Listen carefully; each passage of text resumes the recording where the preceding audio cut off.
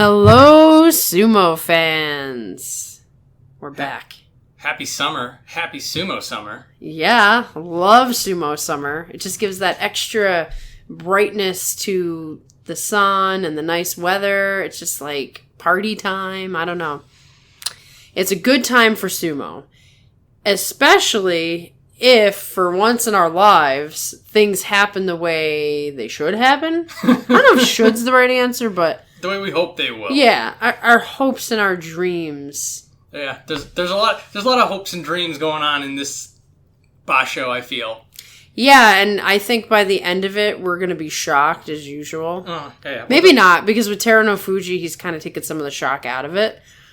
But you never know. You never know. There's a lot to talk about. Some curious things going on in this banzuke. There's definitely a personal touch to this banzuke. Not sure which person is touching it. Oh, gosh. People touching it. We'll start right at the top, like we always do. Mr. Hakuho Sho. He is the only Yokozuna remaining.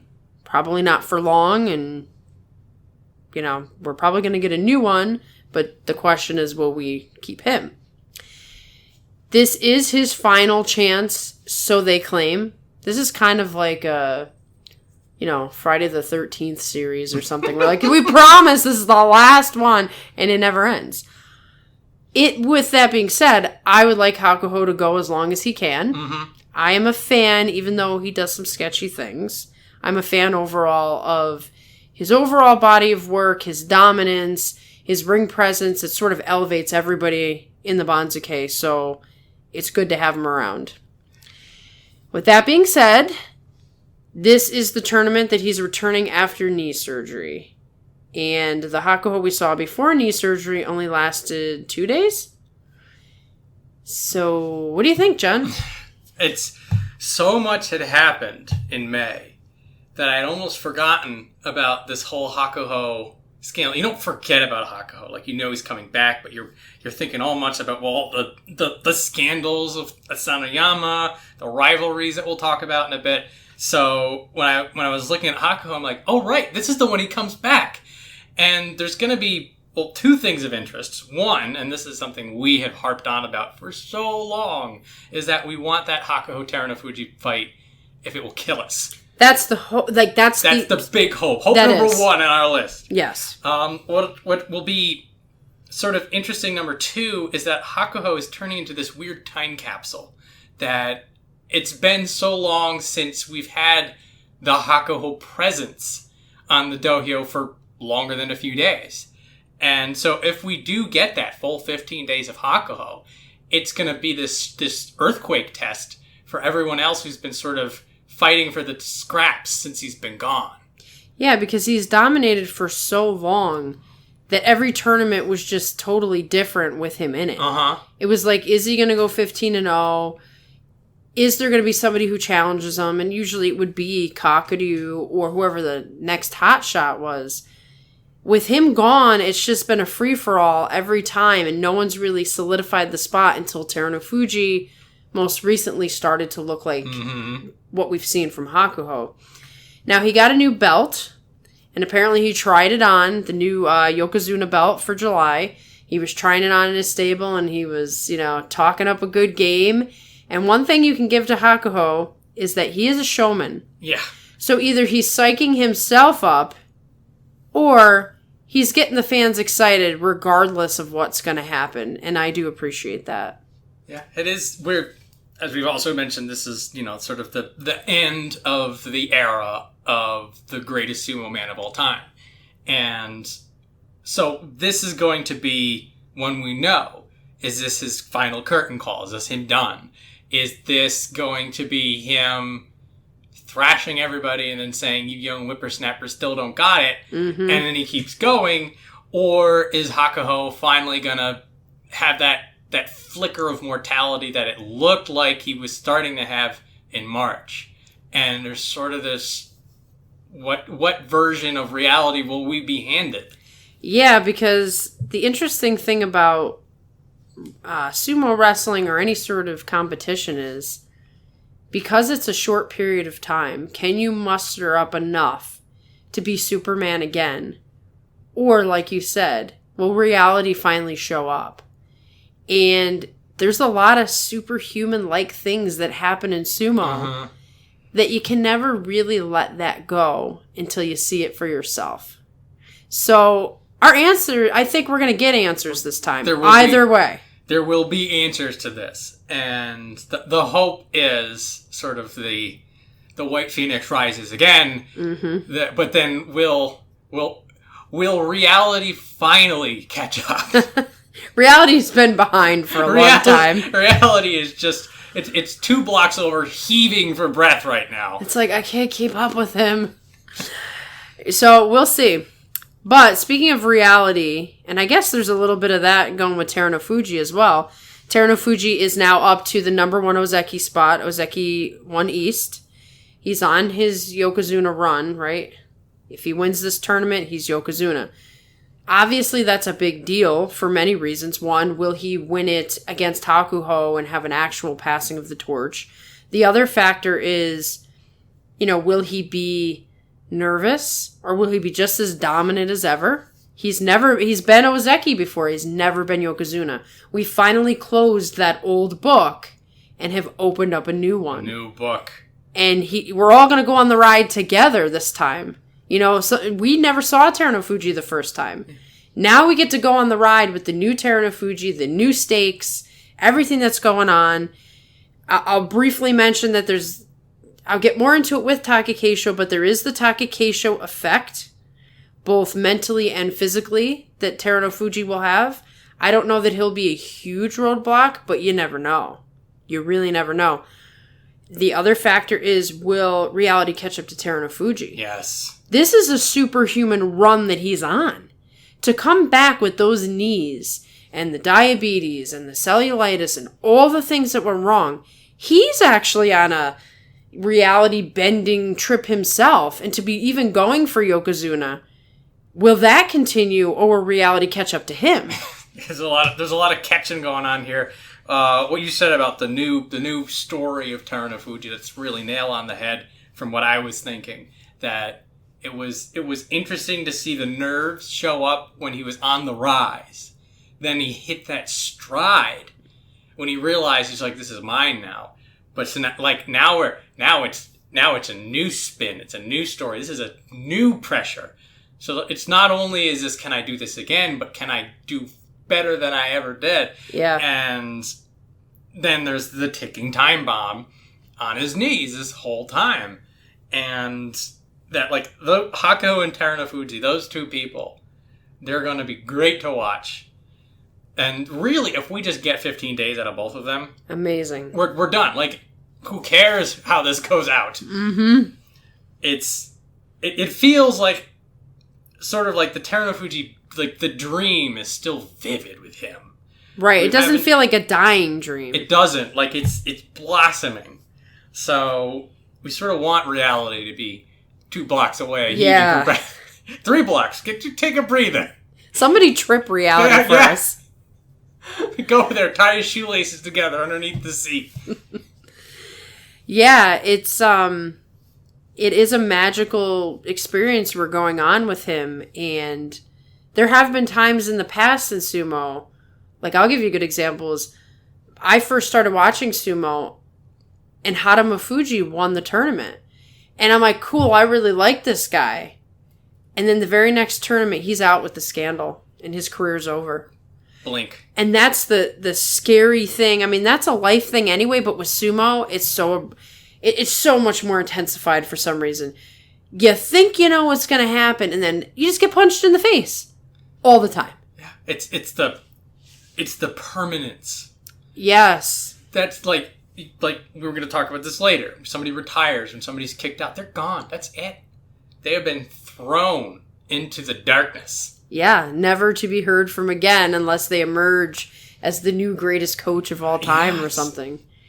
So I'm going to get away from the doom of it all and just assume that Terunofuji will be Terunofuji, and we're going to see some very exciting sumo from him. We're going to see a very excited crowd. It's going to be a fun time to be a sumo fan. This is the first tournament outside of Tokyo. Yes. Since the pandemic. And one weird thing about that is that the air conditioning apparently is not that great in the Aichi Prefectural Gymnasium. So July is always a weird time where you see things like people slipping off of each other's sweaty bodies or slipping on the dirt. On the dirt. So you kind of hope you don't catch any of those that screw up the whole race, but the serious guys seem to find a way to get past that. So next we're going to go to Takakeisho. He is at the same rank. He was 12-3, as was Terunofuji. We all know that it went into a playoff yet again. Takakeisho was the underdog, even though he did force the playoff, in that we all know the endurance is an issue. He knows the endurance is an issue. The heat could play a factor for him. He wasn't in July last year, I don't think. He was injured. I don't know if it was last year or the year before. Let's just say he hasn't had a lot of July experience as an Ozeki. He's missed at least one with injury. It might even have been 2. I can look it up. Yeah. I'll talk while you're checking it out. So I am a little concerned about the heat situation. Maybe they'll have those air conditioners better. July is very hot in Japan, apparently. July of last year, he got to 8 wins and then backed out because he was fighting on them. Was it the elbow, the knees? Yeah, so he was injured then, and I think if you can find it, the year before he wasn't in. Yeah, this was the ankle. But we were happy for him on this one because he pulled out of May with the injury and then opted to sit out in July, lose the Ozeki rank, but heal properly. Right, and then go do the Ozeki Waki thing like it was nothing, which that made me an even bigger fan because I just felt like that's guts. To be like, I'm going to try to heal myself and I'm strong enough to come back and just get my spot right back. So yeah, I have some concerns about Takakeisho as far as the endurance, the heat. He hasn't had a good July yet. Doesn't have a lot of experience in July as an Ozeki. So we'll see how that all goes, but Terunofuji's got to be fueling him to fight harder than he's ever fought, especially because there is the potential here that Takakeisho knocks Terunofuji out, wins the tournament, and then he goes on a Yokozuna run. So with Takakeisho, if he does like a Zensho Yusho, if he just cleans out, you could make him Yokozuna. You could.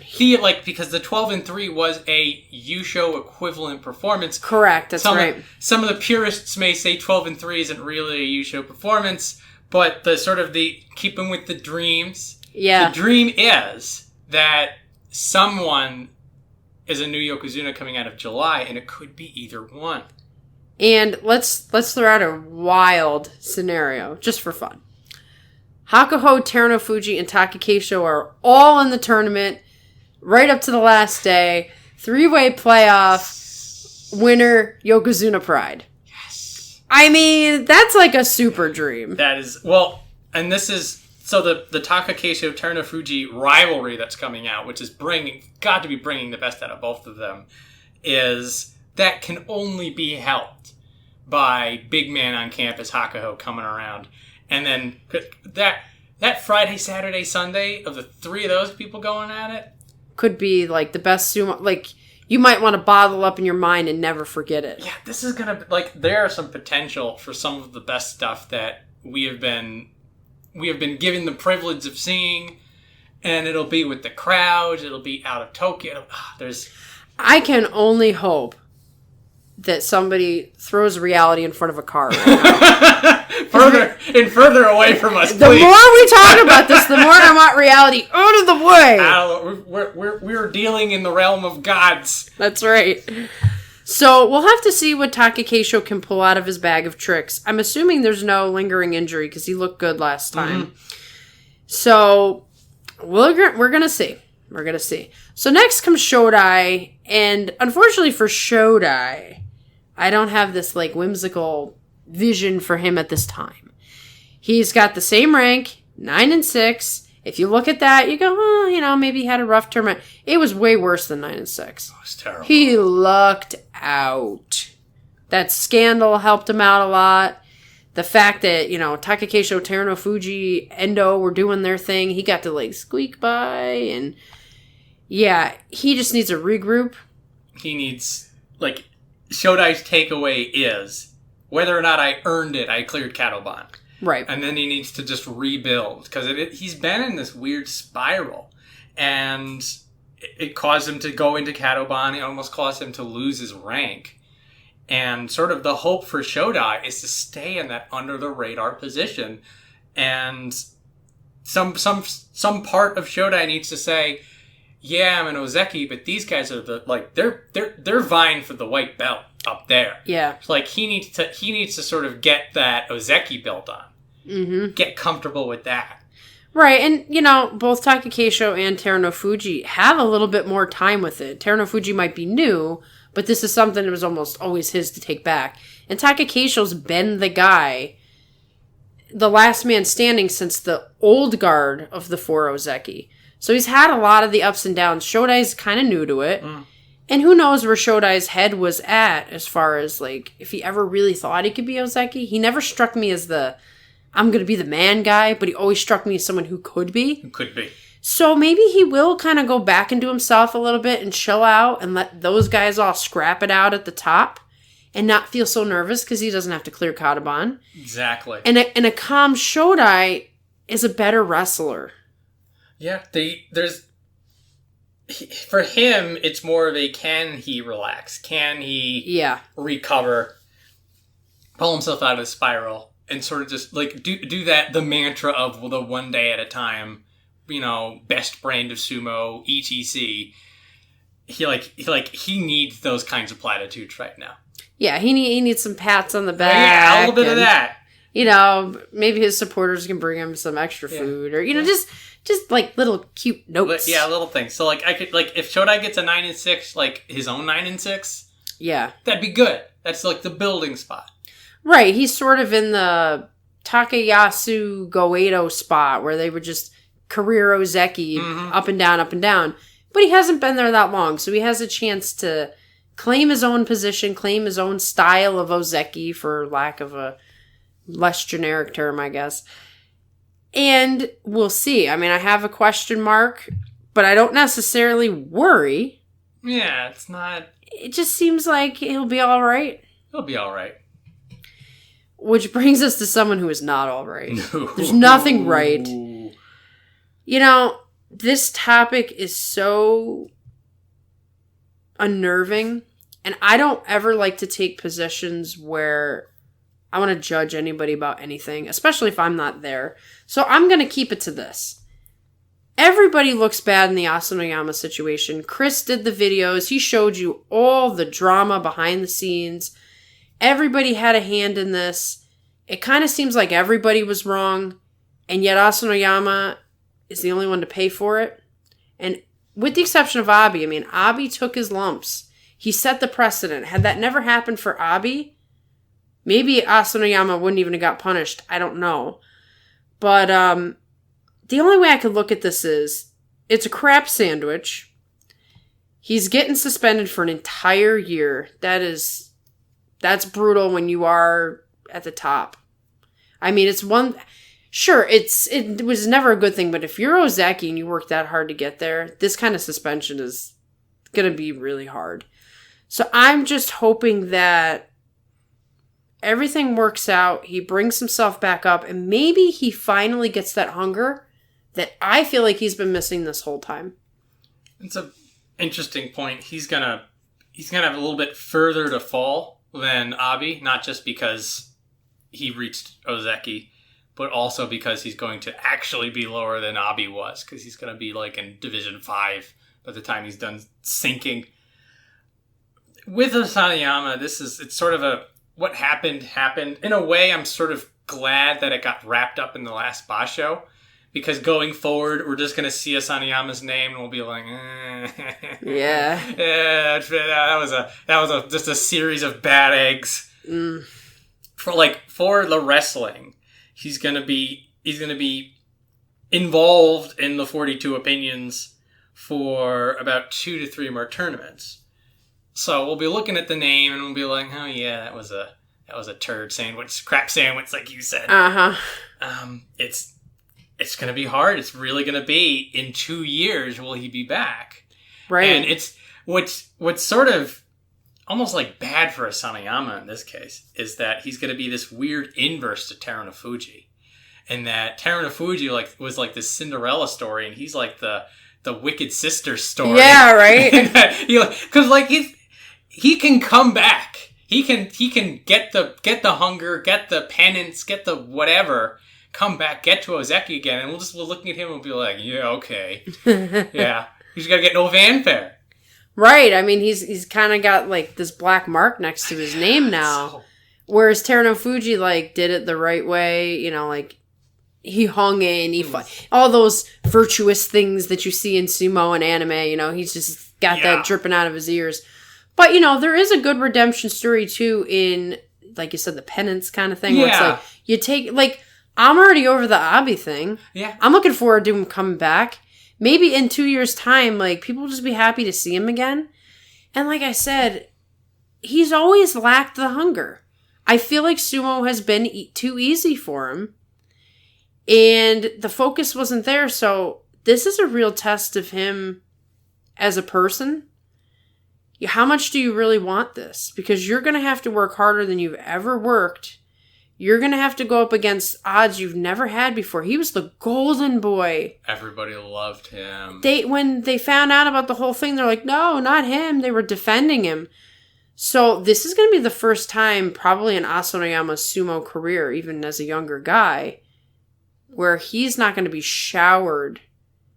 And that can only bring something out of you. It's either going to make him quit sumo, or it's going to make him like a badass or something. He's going to come back and be the next Hakuho. Maybe this is how we get the next Hakuho, as a vengeance mission or something. He goes to Terutsuyoshi and takes the leather jacket. Yeah, he goes from babyface to heel like that.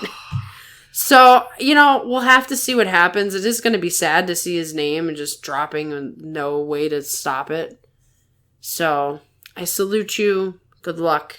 See you in 2 years. See you in 2 years. At least you're not Tomokaze. At least you're not Tomokaze. We may never see him again. That's so true. And he was amazing. He would be Ozeki.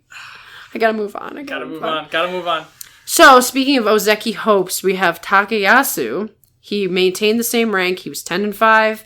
He was 10-5 in March. He needs 13 wins to Ozeki, but it's pretty much been told to him, you gotta win the Yusho. You've been in Ozeki before.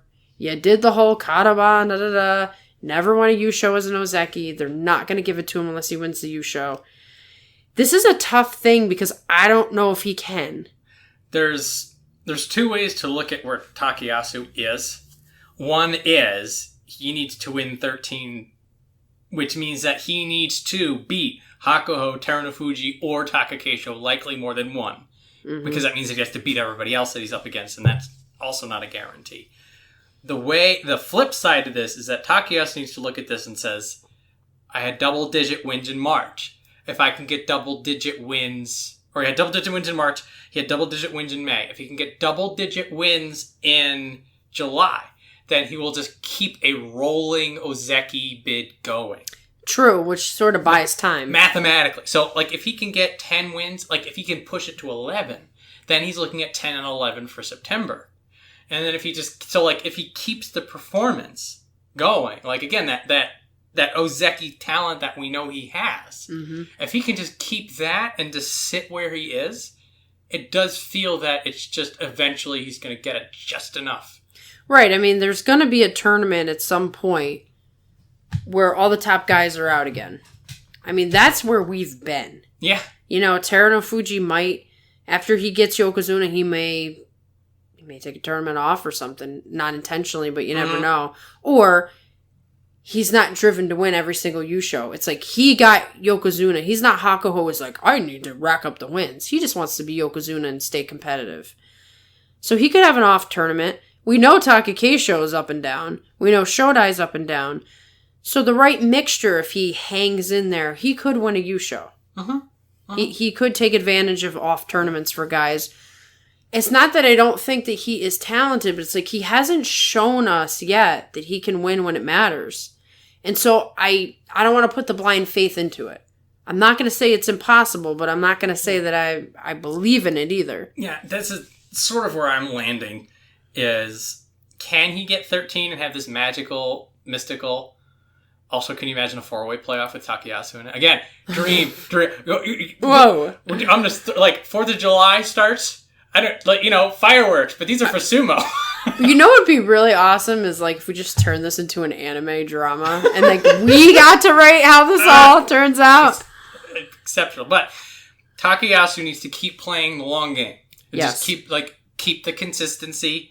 Worth noting that the 10-5 in March was off of the most legendary meltdown I've seen in recent memory for sumo. He comes back with double-digit wins. Right, it didn't crush him. So he keep the double-digit win mentality, and then sort of the results will follow. Now, there's another interesting factor. It's always good when you have these X factors behind the scenes. Kiseno Sato is now no longer his training partner. Yes. He has his own stable now. He's Araiso.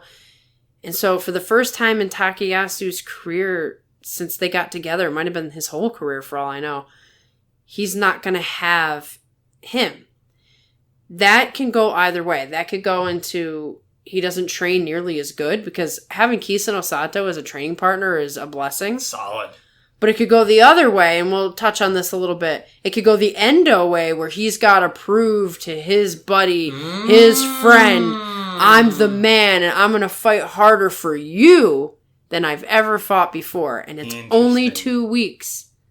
It's a small period of time in the grand scheme of life. For 2 weeks, could he be the man he never was before? Oh, that's a nice angle. That's a good angle. I'll be writing this down. Yeah, that's good. That's good. So we'll see what happens. And once again, reality has to bend. Reality needs to take a seat, and let this all play out, because reality has been rough for Takayasu. I'm gonna mess with reality's GPS locator. Yeah. It's gonna go off state a bit. Oh, it just left Japan. I'm sorry. It's somewhere in the sea. It went on a yacht. It's off going. It's drinking some martinis somewhere. So, next we have Mitakeumi, Mr. Career Sanyaku. I don't have much to say about him. I'm trying not to be a jerk, because I like everybody, but he's tweaking me. He's just tweaking me with this 10-5, hang around, never get any higher. We've said it a million times before, just to be as good as he is, and be a top guy, one of the best guys in the world, is an accomplishment. And maybe that's all he's ever going to do. I don't know. He needs a storyline. He needs, somebody in the background to fight and win for or something. I don't know. Maybe, a kid needs to come up to him and say, "You're my hero, and I can only get through if you win the Yusho." I have stage 3 cancer. Yeah, exactly. I mean, it's going to take some real something in Mitakeumi that nothing has worked so far. I got burned bad by Mitakeumi in May, so I'm I've got to sit on this. But the seed that got planted on me when I was thinking through this list, I was like, summer is Mitakeumi's month. That's true. His season. He's won his tournaments in July. Oh my goodness. And on a bad luck thing, he's injured Takakeisho in July. So, here's the, stop me if you've heard this one before. All the Yokozunas go out on injury in the first week. The top people are faltering and not performing well. Mitakeumi swoops in and gets the cup. That's how he did it twice! I forgot all about that. I thought, this hit me, and I'm just like, dang it, I thought I was out, and I'm right back in. And one of them was a playoff with Takakeisho. Oh, man. Okay, well, scratch what I said. He may win the Yusho. It doesn't mean he's going to be Ozeki, though. No, God, no. He's just not ready for prime time. He's not. But, man, he could collect those trophies his whole career, and it's you'd look at some people, Takayasu, Ozeki, nothing. Mitakeumi, career Sanyaku, 17 Yushos. I'm gonna sleep on him this tournament and let him prove me wrong, because I got burned so bad in May. I'm just saying that if we're gonna look at the statistics here, it's a fair point that I forgot. I can't ignore it. I can't. And he better leave Takakeisho alone. Because he's injured him twice. And injuries are like the one thing I can't deal with. I can deal with losses. But injuries are too devastating. Injuries and scandals. Yeah. Mitakeumi. Oh, scandal-free Mitakeumi. I'll say that. That's true. He kind of just does his thing. Yeah, I'm just going to say that for everybody in the whole list. Right? At least you're scandal-free. Yeah. Ichinojo. Scandal-free. Exactly. Kageyaki. Scandal-free. Well, you never know who the next scandal guy is going to be. Because, I mean, I never would have picked Asanoyama to be the scandal guy. So it could be anybody on this list. Who's going to disappoint me now, huh? Well, it can't be me, Mitakeumi, because I'm already disappointed. I'm sorry, buddy. I'm sorry. Well, we'll see. Well, this is, like, if there's ever a ground to pull us back in from Mitakeumi, it's July Basho, so. Yeah, and the reality is, no one's ever sunk. You can get back in, and I'll root for you. You just got to give me something to root for, and don't hank anymore. I won't belabor that point, but. Next, we have Wakatakakage, my dark horse to be like the next Hakuho, perhaps really out there, but I just see some things about him that could propel him in a way that maybe not everybody else has, especially being young, being talented, having a pretty good body if he puts on a little bit more weight. Because, like, one thing about Hakuho is he's heavy enough that you can't push him around, but he's pretty agile and light. And he's got the speed attacks and the power attacks. And I just see a very similar possibility with Wakatakakage. This is his Sanyaku debut. He was 9'6", and he's got that same energy of, I'm going to go higher. And not only I'm going to, but like, this is my thing. It's not just, oh, well, I'd like to do it someday. It's, no, I'm going to beat you. I don't care who you are. He's done it to everybody. So I'm looking forward to maybe he gets in the mix for this tournament. This is some of the fun. So Wakatakakage, when we were talking about Mei, like we were talking about, he's the reckoning gonna come for them lazy Sanyakus, and he did. He knocked two of them out, which hurt a little bit. But you know what? This is what Wakatakakage is like. He's gonna point at the doho. It's like, you're eating this. And what's going to be fun with him is, in May, he messed with the Sanyaku. Now he gets to start messing with the Ozeki. And Hakuho wants a piece of that. Oh, yeah. And that's gonna be first few days. Those two are going to go at it. And can you imagine if Hakuho starts off 0-1 because Waka put him in the dirt? How fuming he's going to be. And the thing is if this is Hakuho's last tournament, he can't just drop out with 0-1 now. His get-out-of-jail-free cards are gone. So he's going to have to battle through and not rest on that Yokozuna laurel if he loses to Wakatakakage. So he's got to be in a major battle with this guy. And I could see Wakatakakage beating him. I really could. Now, if this was Hakuho of old, I could also see Hakuho just tossing him, making him look like a fool. But I don't know that we have Hakuho of old right now. But that could be like one of our small hopes that is very possible that at least Hakuho fights Wakatakakage should anything else go wrong, because it would be in the first couple of days. And I'm looking forward to seeing day 1 and day 2 lineups before the tournament starts. Yes. Because they may be the only days we get Hakuho. Who knows? We'll see. It's just, Wakatakakage is just like this cannon, just aiming higher and always shooting, and it's like, who's gonna stop this? Right? Who's gonna stop this? Like, this would have been this. Well, every time I look at Waka's name, I'm like, I look up the list of the Rikishi, and I'm like Mitakeumi, he did okay. Takayasu, maybe. Shodai. He beat Asanoyama. He did beat Asanoyama. He's beaten Takakeisho. Has he beaten Terunofuji? I don't think so. Yeah, so he might have, but I'll tell you this, Terunofuji has trouble if he gets pushed back. And Wakatakakage can pull that off. Yep.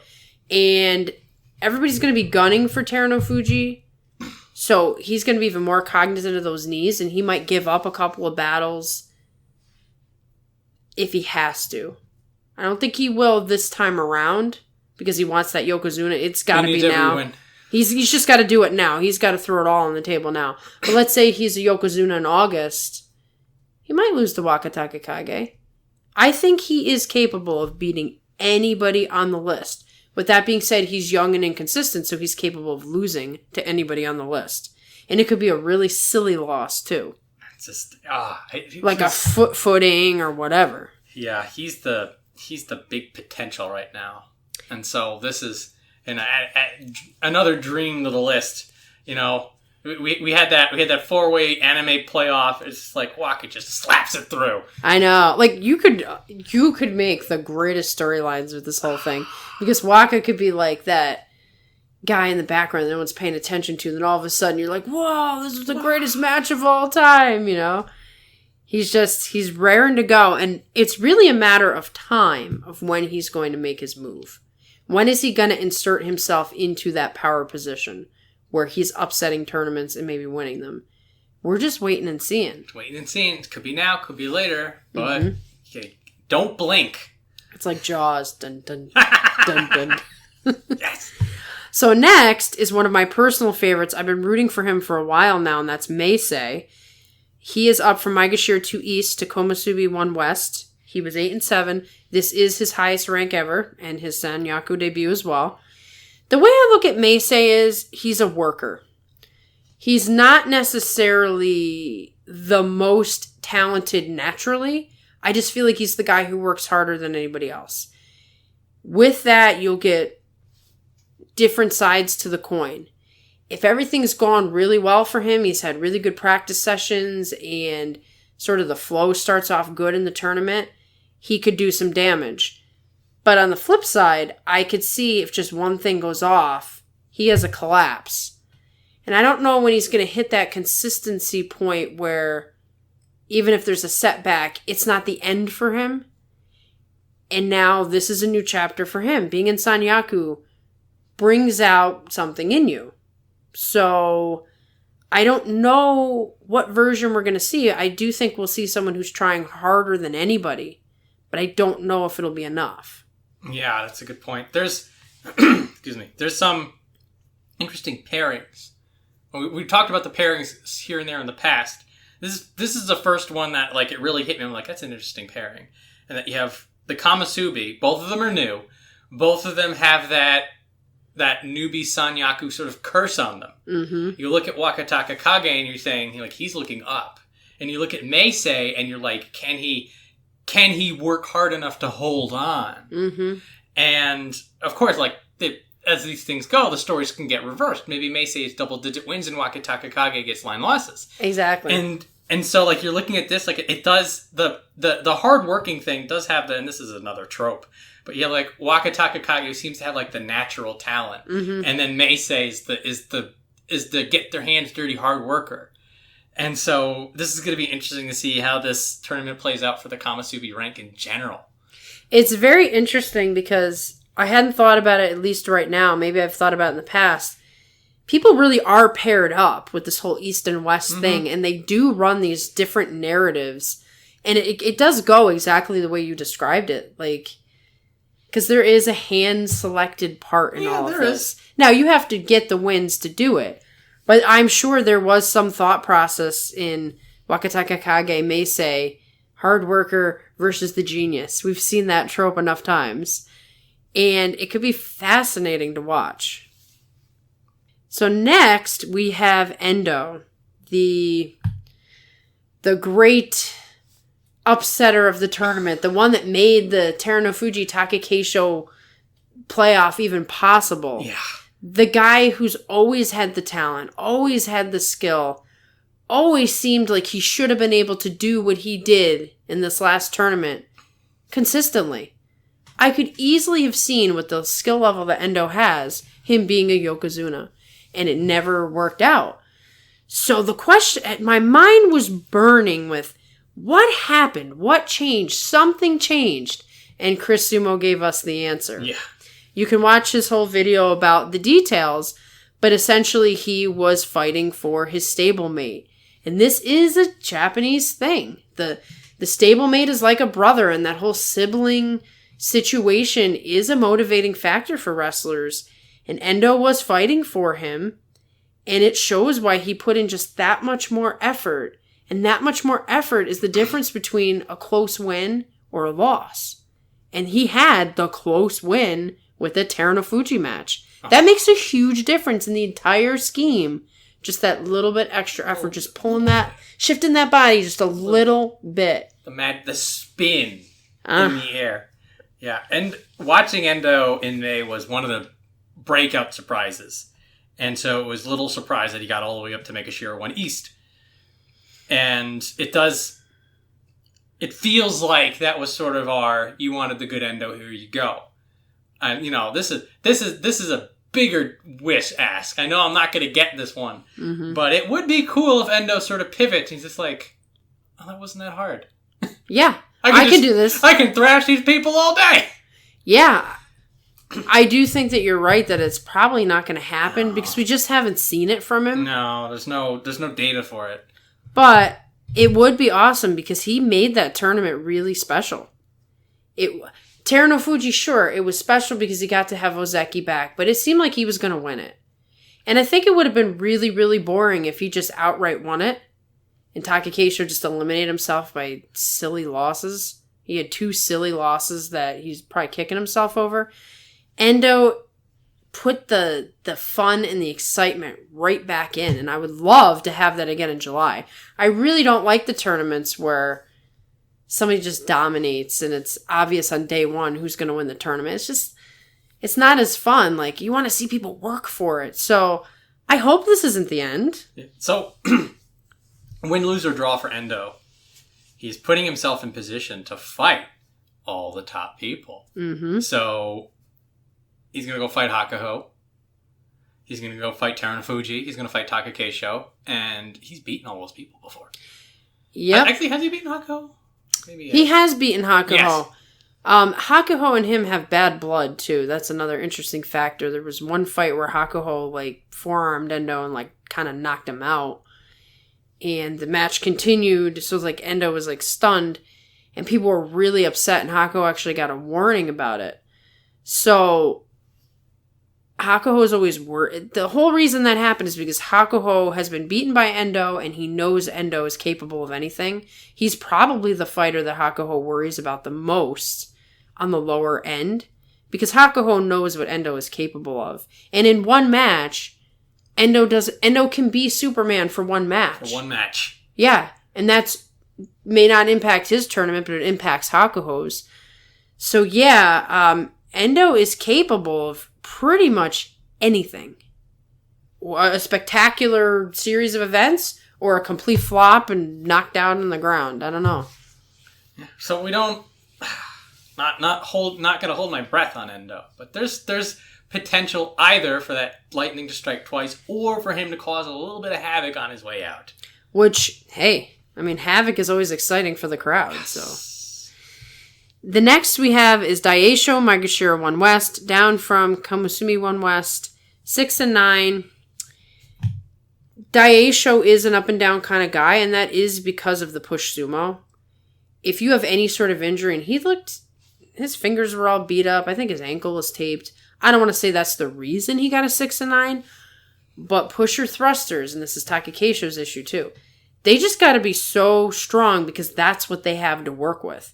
So if your strength is taken down a notch, you're not going to have a very good tournament. So it puts him in a rough spot where, he knows what kind of condition he's in.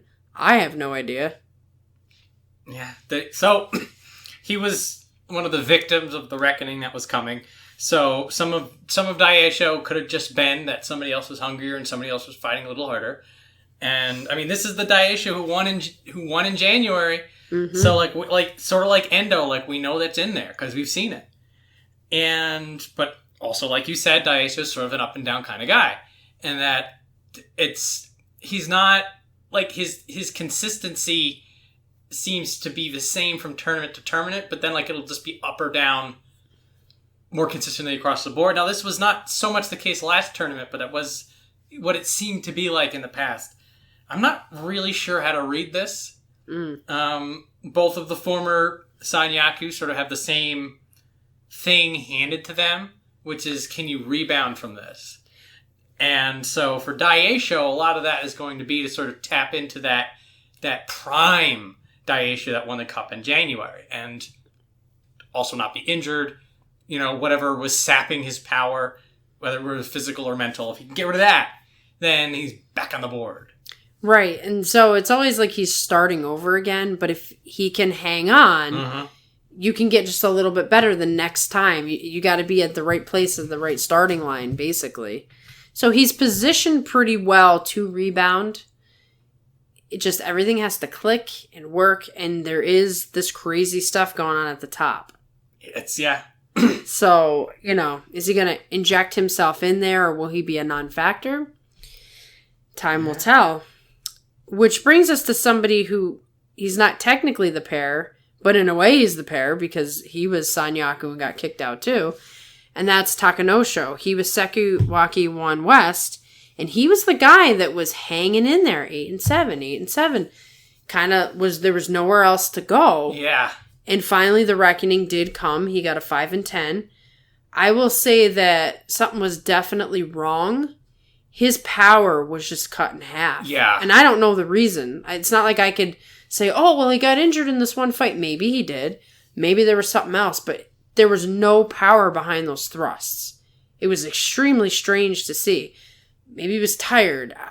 Maybe he was under the weather. I don't really know. So because of that, I don't know what we're going to see, because this is the first time I've seen that weird version of him, that it just didn't make sense to me. I didn't understand what I was watching. Yeah, Takanosho, it's the grim reminder of how bleeding edge that Sanyaku is. Because he was in there for a year. Yeah. And everybody else is ping-ponging up and down, fighting for this. Ozeki up, Ozeki down, whatever. And Takanosho is just, he couldn't get any higher, but he also was holding his ground. And we're like, this is pretty impressive. One bad tournament and he falls out of the whole thing. Yep. So this is sort of it sucks to be there. Yeah. It gets, once you get that high up, it is this slimmest of margins. And it's been a while since he's been down this low. And so, was May just an unfortunate fluke and he finally just timing caught up to him, but he'll be just back up to where it is? Does he need to pull something out to sort of fix things? But also it's just and this is something that we had been mentioning about a lot of people in the meat grinder, that some of these people, there's nowhere for them to go.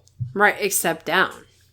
So inevitably you just get pushed down by the gravity of the situation. Sheer weight of the upper third. Just crushing you down. Oh, eat it.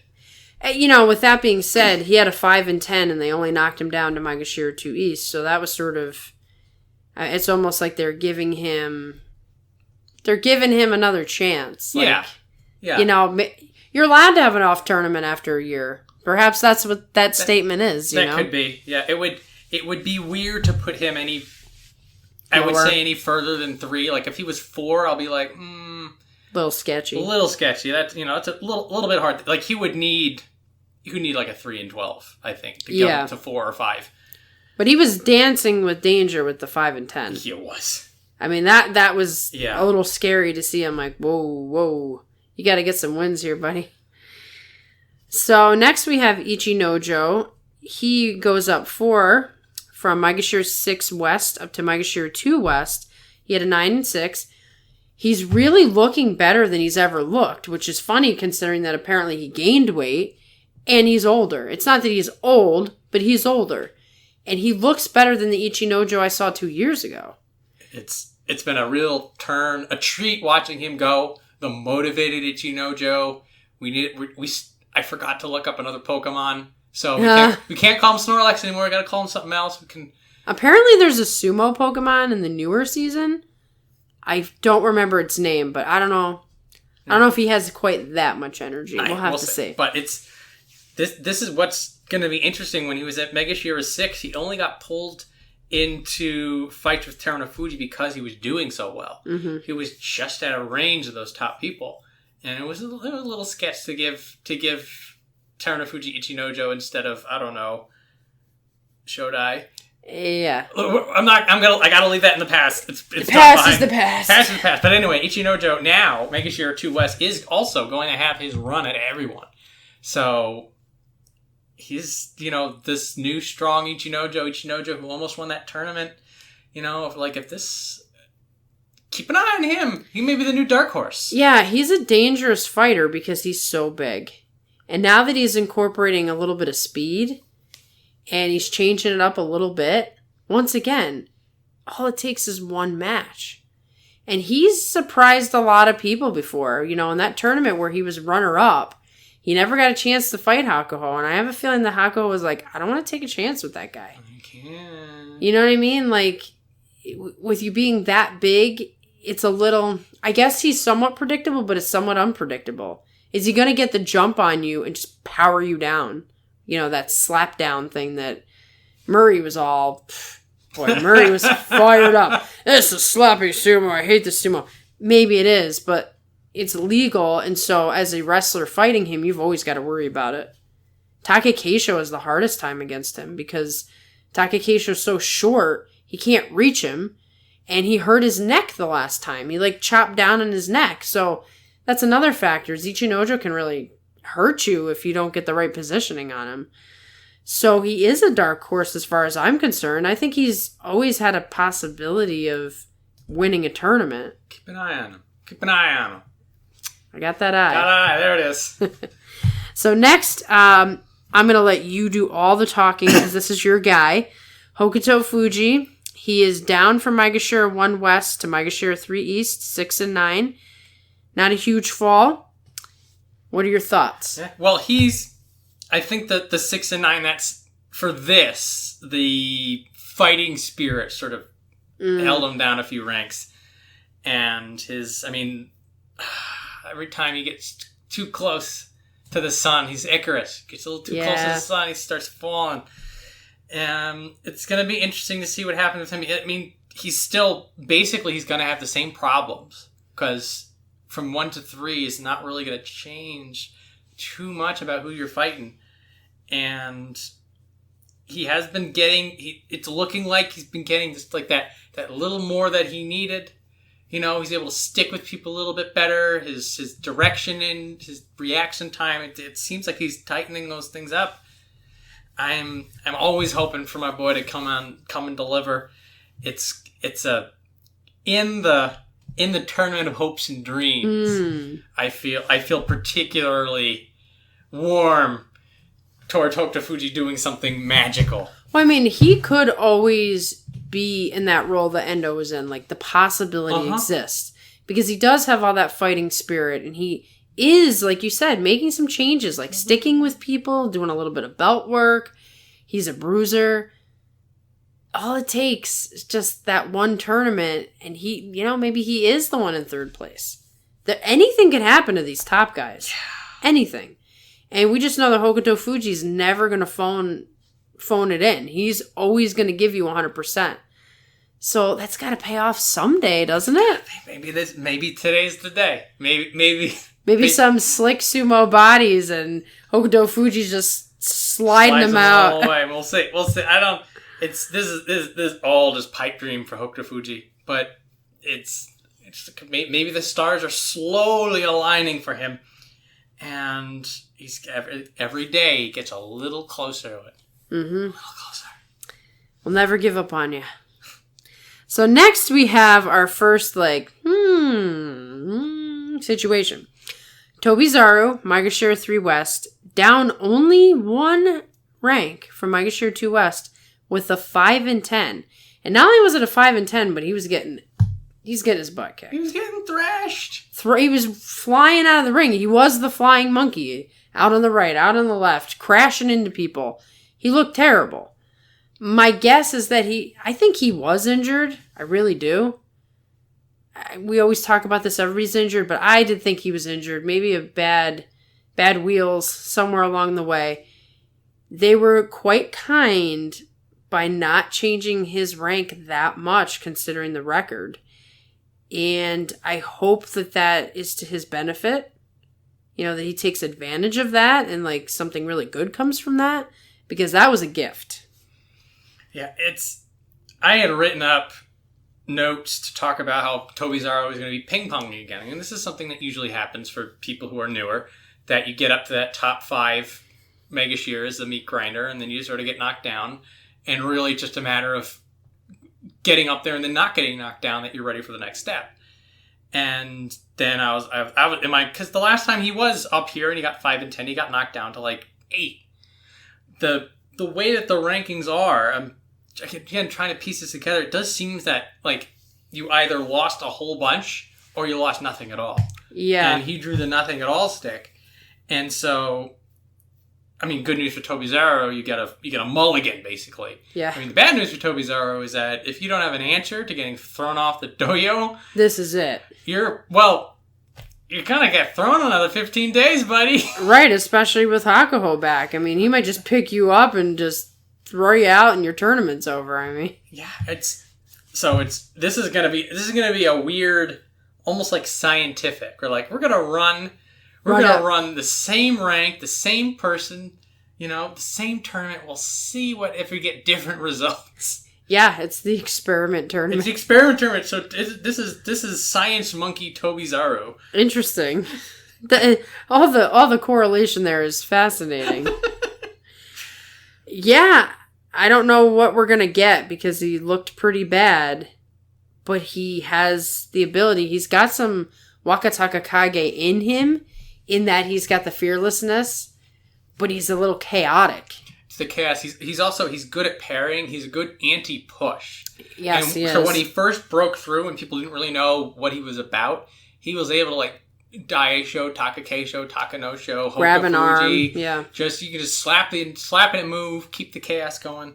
So there's he has the angles, and so with him getting thrown to a bad tournament, were people figuring him out? Right, or was it?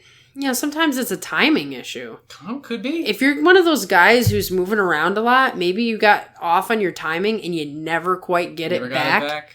And so everybody's like piling on you because you're a wreck. That's a possibility too. Because he didn't look like he had a plan. And I know he has a plan. But he looked like somebody who just kind of stepped up there and was like, oh, let's see what happens. It was quite odd. So maybe that's why they gave him another chance. Because they're like, that didn't make sense. Let's have a do-over. Let's have a redo. So however he got it, he gets this redo. And now Tobizaru's story is, what do you do with it? Do you see if you can get thrown into the second rung so you can get a bento box?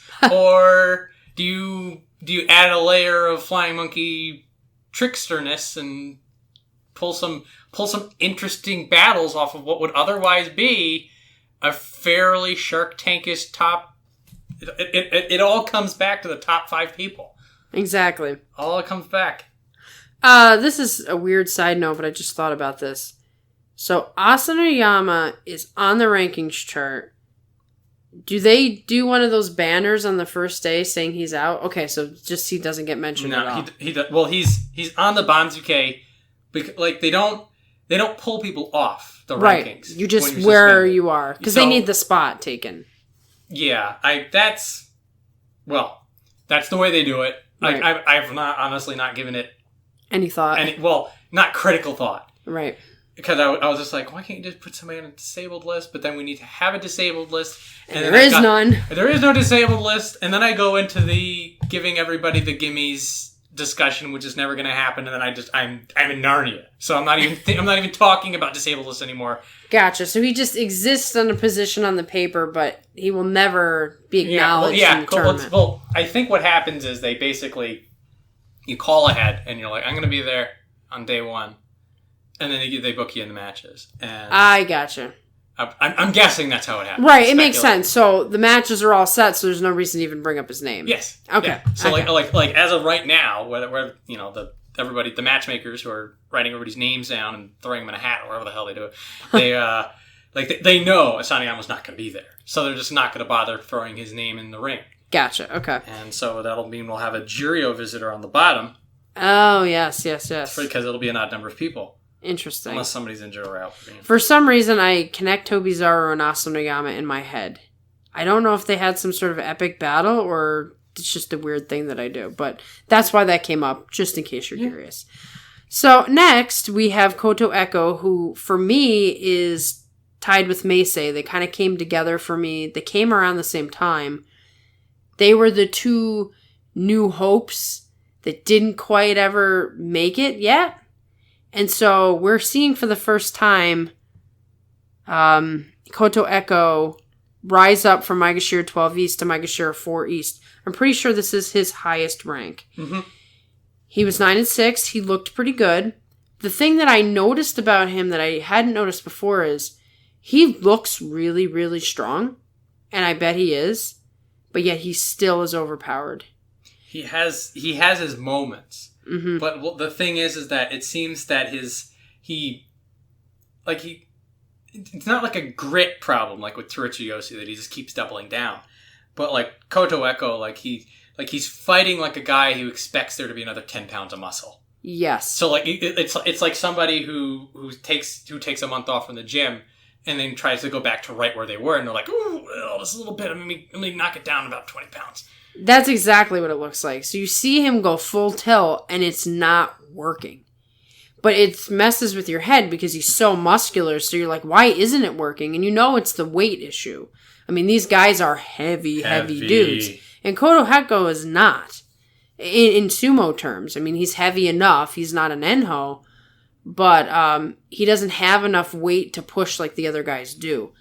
So I'm glad to see him up. I hope that he's doing different things to sort of maybe eating more protein or whatever you got to do as a smaller guy to get that extra push, because that's what's hurting him in matches, is that he's got to exert so much to win that it doesn't always work out. Yeah. So the 8-rung jump off of a 9-6, it's the inverse of what happened with Tobizaru. Because so many people had losing records.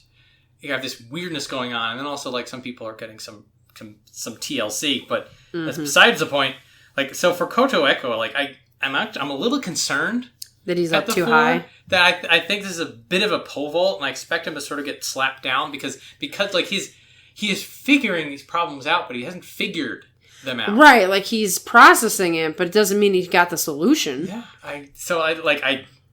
If Kotoeko can get 8 wins or even 7 wins at 4 East, I'm like, yes! That means you've made some serious progress. And that will get me hyped for him. I'll be back on that. I mean, I'm still on the train.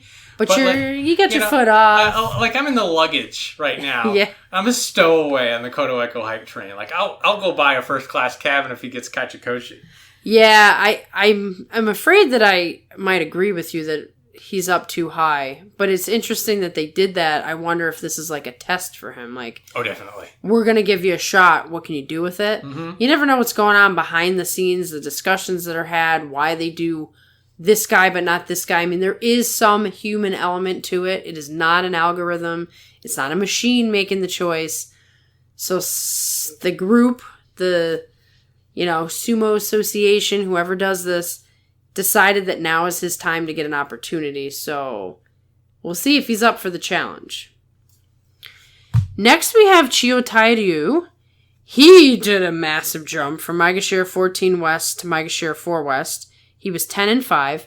So a couple interesting notes about him. First is he's been around a long time, so that might be a reason why they would trust that he could be in Myogiryu 4 West. He might have given some precedence just by the length of his career. He's a different wrestler, though. He is lower in weight, and he's a little bit more fiery. And maybe that comes from the fact that he used to just bowl people over, and now he's got to, bring a little extra something because the Tachi isn't always as explosive as it originally was. So now he's got a little fire in him, a little bit of snap.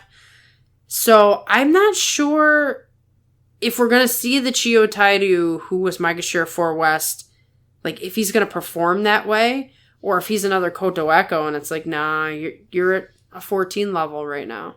Well, this is the second pairing that I noticed, and I'm like, oh, it's interesting the two of these guys are together, because both of them have been thrown the gauntlet. Yeah. So for Kotoeko, this is probably as high as he's ever been. So we're sort of just all the way up, see what you do. For Chiyotairyu, I was really happy for him because he was starting to figure things out. What he did with the Kiseyama, not over yet, but getting there, more focusing on Chiyotairyu getting over COVID, figuring out his new weight, sort of rebuilding himself. And so now, like, this is the Chiyotairyu 2.0 test. Yes. The both of them are now being tested to see if their progress, combined with the weirdness of the last Basho's up and down, we're sort of like, here's this new opportunity for you. Right, and I think they're only getting one shot. They're both getting this, okay, we're going to give you this giant leap. Mm-hmm. If you blow it, you will have to work 10 times harder the next time. And so, like, for Chiyotairyu, it more is, it seems he's gotten everything together. So how far is this going to get him? And then he blinks, and it's already gotten him far. Yeah. That had to be a little jarring for him. Well, he wakes up, and he reads, he's just like, what? Like I can imagine him like going over to like wherever 6 or 7 is, and he doesn't see his name, and he keeps scrolling to the left. And he's like, "What am I doing there? Am I involved in a scandal? No. Do I not know? Where's my Oyakata? Is he talking to the newspapers?" And then he's like, "Oh, wait a minute! False alarm! I'm Maegashira 4 West. Okay, I guess I'll take that, but that's weird. That's weird." Yeah, I just imagine what his day was like when he woke up. Yeah, his phone rings. He's just like, damn it, it's the press. Yeah, close the blinds. Close the blinds. I'm not here. I don't even like food. Tell him I have COVID again. They'll stay far away then. I'm not coming out until tournament day. Yeah, we'll see. We'll see what he's capable of. It'll certainly be interesting. He's somebody to keep an eye on, and Good luck. Good luck. That's the best way to put it. So next we have Okinoumi, who he had a huge jump too, up from Maegashira 12 West to Maegashira 5 East, 9 and 6. He's a very strange character in the sense that he is older, but yet you can't write him off. He's capable of having these really good tournaments because he's got that wily veteran sense, and the factors that impact it are just probably age, speed, things that he can't control that much. And, does he sit in the pocket and sort of get his wins that he's going to get and then get this great record? Or does he get spotted and, he gets the hammer? Maybe. Well, I was so happy Okinoumi turned things around. Me too, because I was a little worried. We were like, is this the end? Like, we're crossing our fingers. We're thinking about the cold harshness of sumo fragility. Uh-huh. And then he gets 9 and 6. He does like a very convincing 9 and 6. Not a Shodai 9 and 6. Right. So like him getting bumped up, like I can see them going really like, yeah, just put him up there. Put him back up there. Because like, right, because he's earned that spot in the past. Okinoumi, Okinoumi at 5, 4, 6, like that's where he belongs. So like for him, it's just like what who put the history book in the poetry section, and then you're like, Okinoumi belongs here, so we're gonna put him here. Like I see that, I'm like, oh, it's good. Right, you just take a deep breath and you're like, it's nice and perfect the way it used to be. Yes. So I'm just happy to see Okinoumi back in a place where he's probably going to be testing his mettle once again. Mm-hmm. So, our next person is Hoshoryu. Now, here's an example of somebody who deserved to get just a small bump down. He was Maegashira 5 East. He is now he was Maegashira... Yeah, he was Maegashira 5 East. He's now Maegashira 5 West. 7 and 8. We talked about it the last time. That was a hard 7 and 8. That was a pain 7 and 8. I fought hard enough that I should have been 8 and 7 or more. And he had some spectacular wins, and he showed off some flashy moves, and he's got passion and grit, and he's my other guy. I pair him with Wakatakakage. There's great potential in him. So it's great that they just put him down a little bit. Basically the same rank. I think he is going to flourish with this. I really do.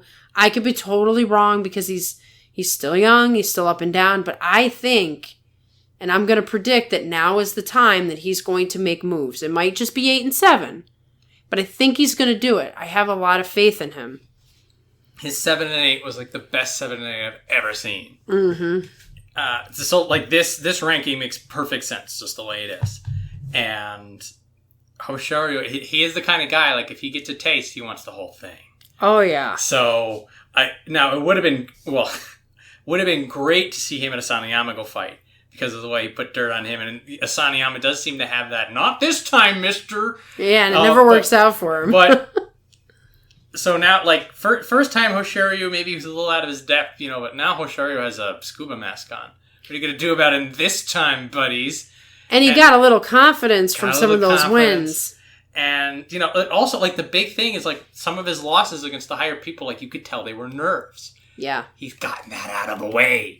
When he fights Takakeisho this time, he's not going to do that ultra jerky, like... No, he's not. Jumping to the side and trying to slap down and not committing to anything, and Takakeisho just, like, basically laughs at him. So, Hoshoryu's just like, not this time, you so-and-so. And Takakeisho in particular is going to have to worry about him because of that. Because it was such a one-sided defeat, but Hoshoryu learned something from it, he's going to pull something out on Takakeisho, and I'm sure Takakeisho knows that too. He's not going to have an easy match blasting him out again. So Hoshoryu could be a factor in the tournament. I wouldn't throw... I would throw him in as a possible mix in this whole thing. Yeah, at 5 West, like he is at the edge of that meat grinder. Just kicks on enough so that he can start, getting some Sanyaku scalps. Right, like if he wins enough, and then you're on the final week, and it's crazy, he might get thrown one of those guys, and he might take a win off of him in one of the more important wins of the tournament. You always have to keep an eye on these young guns that really want it, that aren't just like, I'm happy to be here. It's like, I'm coming for you. And Hoshoryu was coming for everybody. Yeah. So at 5 West, he's probably just out of range of Hakuho. But let's say Hoshoryu goes 5-0 in day 6. You know Hakuho wants to fight Hoshoryu. You know it. Badly! He's just like, it's Hoshoryu, but with a weird face. Let's go! He would be nervous, though. As tough as Hoshoryu is, he'd be like, His like quivering hand going down to the... He'd be going down to the Shikiri-sen like, is it time? Is it time? Is it time? I'm sorry, don't kill me! He looks up at Hakuho and he's doing one of them death... We'll see. Maybe all things being good in Hakuho's in September, that is definitely happening. It could happen if Hoshoryu stays in the race and has a dominant score. I'll throw him. Yeah, and I am pretty confident that Hakuho gets a say in some of this stuff, or else he would have fought Ichinojo way back when. Yeah. Well, I mean, again, like Ichinojo was at Megashira 6 West, and he fought multiple Ozeki last tournament because he was doing so well. Exactly. If Hoshoryu starts kicking some cans around, he's going to find himself in front of a certain you-know-who. Well, what's interesting, too, as you bring that up, is you got to wonder if every single guy on this list isn't thinking about Hakuho. Like, this could be my last chance to fight him. Oh yeah. Or they could be thinking, wow, he's going to kick my butt. Either way, he's in the back of everybody's mind. He's in there. 41 free real estate back of the heads. Uh-huh. Now, it might not be their main thought. It obviously will be for the top guys. But some of these younger guys, like, if Hoshoryu knows this is Hakuho's last tournament, he might be like, I need that fight. And that could be enough right there to propel him. So, just his presence. Yeah. Like, Hoshoryu, like, I like your comparison of Hoshoryu to Wakatakakage, because both of them, it's just like, it spins different. It spins different. With them. And Hoshoryu is gonna be fun to watch. It's just, that maybe the first cut was 7 and 8. What's that second cut gonna be, buddy? It is also interesting, as a side note, like, there's that whole foreigner bias thing or whatever. Have you noticed, like, Terunofuji and Hoshoryu, they're just super respectful, and they don't have that bad guy edge that, has plagued the other Mongolians. So I wonder if they'll be treated a little bit more fair and like people will be hyped for them. Because they're always hyped for the next Japanese Yokozuna. All right. Will they get behind a Hoshoryu who's like really respectful of sumo or really like do his kind of business, not any funny stuff? Will they be rooting for him? Because they're rooting for Terunofuji. Well, Terunofuji is the like the pinnacle of the Cinderella story. Hoshoryu could have that legacy going. Well, because they didn't he had his fans, but Asashoryu, I mean, he got kicked out. Uh-huh. Does he carry that legacy with him, or does he get a clean slate on that? Especially because, like I said, he comes across as a much milder personality, more reeled in. Reeled in, like no less fiery. No less fiery, but it seems like not disrespectful. That's it. That's the turn.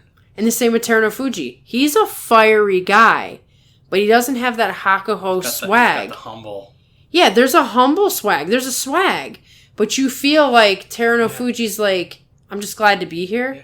Hakuho's like, you're glad to be in my presence. Yeah. Also with Terunofuji, like for him, like he turns it on and off like a faucet. Yes, he does. Like there was, I think during the first playoff with Takakeisho, and they did the slow-mo on his face when he dumps Takakeisho down, and like he looks up, and you're just like, if he was a predator, like that's him like going down into a carcass and just ripping a piece out. Yeah, that kind of a look. And then he steps back up and he just puts it right back on. I'm just taking it one match at a time. Just glad to be here. My knees held out. I'm so grateful. I'm just like, he's figured it out. Right, and that's the thing. These sort of wrestlers a little bit under. Terunofuji's older, but like these wrestlers a little bit younger than the Hakuhos and the Asashoryus have figured out how to dance the line, it seems. The line. Especially when the Japanese guys are getting themselves into trouble all the time. Will they be able to change that whole reputation of the foreign-born wrestler or whatnot? But that's just a side note. I like to speculate on weird stuff. So anyway, we're now going to go to Onosho, Maegashira 6 East. Down only 1 for Maegashira 5 West. He was also 7 and 8.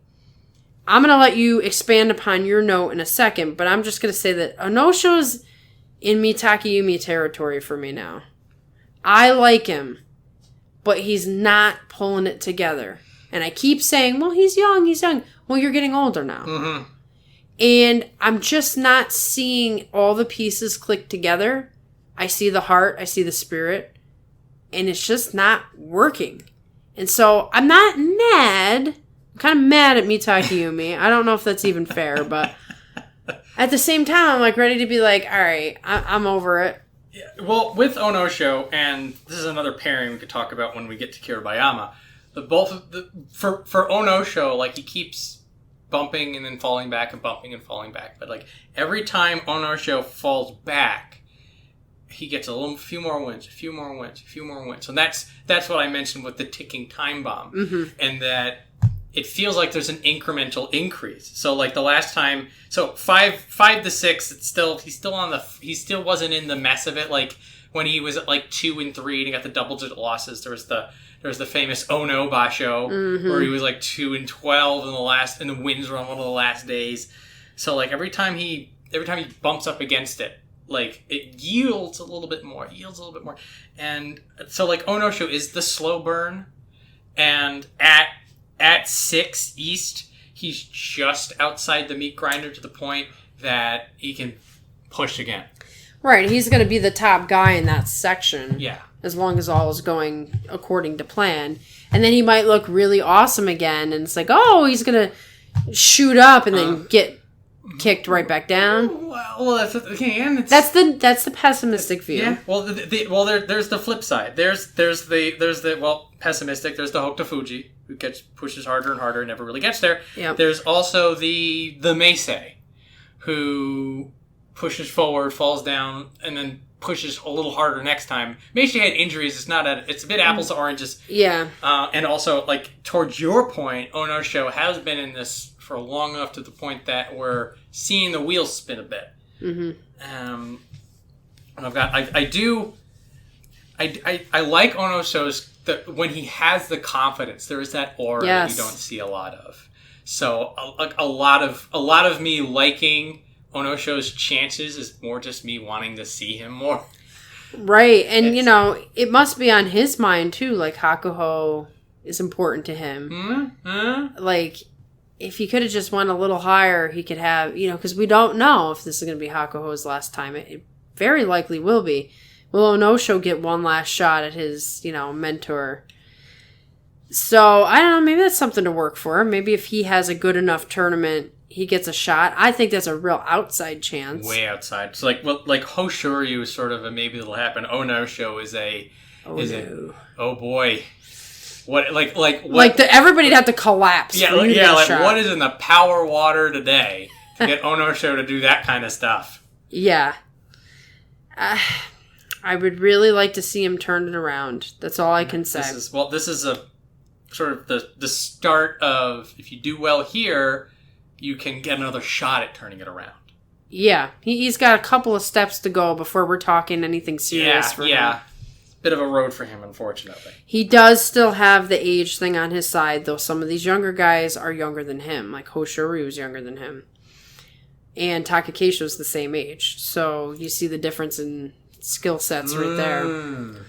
So next we have Kiribayama, Maegashira 6 West, down from Maegashira 4 East, 6 and 9.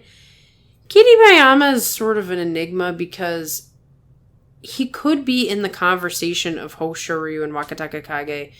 I see aspects of Kakuryu in him.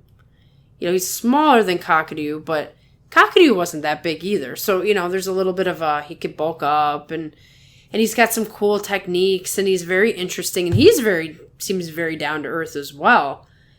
I think injuries might be a factor. I don't know. But he looks a little banged up to me because the last tournament he just didn't look like he had it.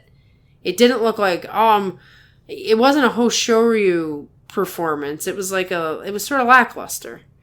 So he's got we've talked about this before. He's got the fact that Kakuryu should have more time to be with him and work with him now. But if he is fighting injuries, that's not going to do a whole lot for him.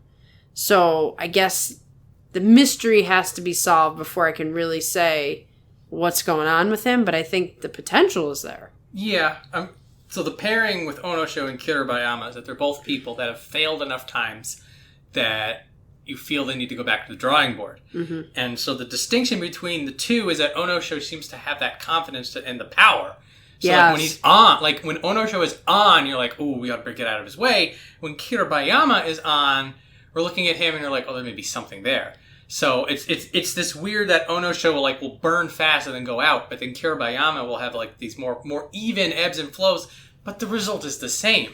That they've both been tested and failed multiple times, and they're both here at Maegashira 6 in a position where it's tough enough that they have to give it their all, but it's easy enough that if either one of them can get the momentum back going, and then they combine it with that outside element. So like for Onosho, it would be, you know, getting the power under control. For Kiribayama, it would just be that quality time with Kakuryu.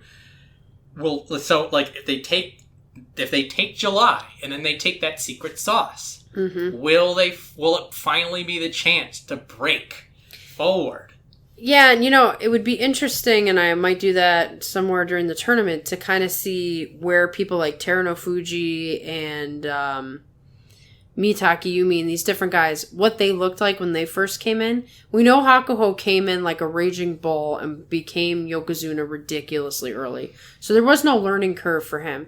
But it'd be interesting to look at patterns and see if there's a top guy now who had the same thing going on earlier on. That's interesting.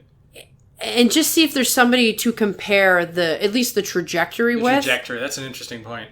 Or is this a bad sign when you're like this? You know, what's the precedence for having this sort of sumo? Yeah. Do you become a Shodai or do you become a Myogiryu? Exactly. So, I mean, still it's speculation, it's doing whatever, but it would be interesting to see what sort of precedents are out there. Yeah. So I might do a little bit of extra research before we do our final show and inject some of those thoughts. Compare that to the results of July. That's a good idea. Yeah, see if we've got some hope for these guys or some bad signs for these guys. Where's this graph going? Exactly. Let's do a bell curve here. Okay, so next we have Myogiryu. Yep. He is down from Maegashira 4 West, Maegashira 7 East, 6 and 9. this is like the 6 and 9 club where it's like, where are you going to go? All you 6 and 9. So let's just plop you in a spot. Maybe Myogiryu 7 will be the lucky spot. I think, he's got a lot of sumo left in him. But I think we're just going to be seeing like Myogiryu 4 to 6 level for Myogiryu until the end. Maybe he can play a factor, but he doesn't have the spark. The ambition. Yeah, you wonder, and this is the case for some of the guys. I don't know who, but is he hanging around for the elder stock? That part of that is why we see these guys we never expect to retire out of nowhere, and then these guys who should retire stay on for 10 years. So is he just kind of hanging around for some reason we don't know? Is it because he still loves sumo? There is a missing spark that makes me think he's just doing his thing. I mean, because he's talented enough to do his thing. But I never feel like his matches are that fiery anymore. They're kind of like, Doing his thing is hardly a bad thing. And that's really all we ask out of Tochinoshin. Yeah. The interesting angle on this is that we're coming into this looking at a lot of where are you going, trying to predict this future. We're thinking about these fantastic scenarios. And Myogiryu, he's the solid worker. He's the 9 to 5 blue collar guy who keeps the ship running. He keeps the ship running. So yeah, it's we're watching Star Trek, and there's Captain Jean-Luc Picard at the helm, and then there's the extra in the back who's keeping the ship running. It's just that's kind of where we're at. That's the dynamic. So, when we're talking about all these, the leaders, the futures of tomorrow, and Myogiryu is sort of just like, well, do you like a ship that doesn't have water in it? Exactly. Come to me. So it's an interesting, I guess, counterpoint to a lot of the other people we're talking about, that Myogiryu probably is here to fight, loves fighting, he's getting paid to do something he loves. Why stop doing it? Right, and, everybody has their role and their place, and it needs to be that way. Mm-hmm. So not everybody's got to be the flashy guy. But, for the purposes and the sake of this, we're always trying to at least explain where that puzzle piece fits. And like you said, he might just be the guy who keeps the ship running at this stage of his career. I mean, he's from Saitama Sakai, comes from a proud tradition to sumo. So there's something there. There's definitely something there, but it may be just understated at this point in his career.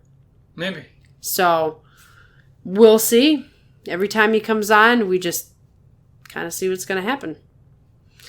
So next we have Chiyoshoma. Now this was quite surprising.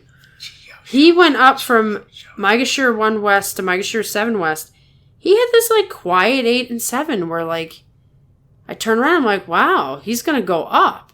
And Chiyoshoma had just come back up from Juryo. He'd been in Juryo for a while.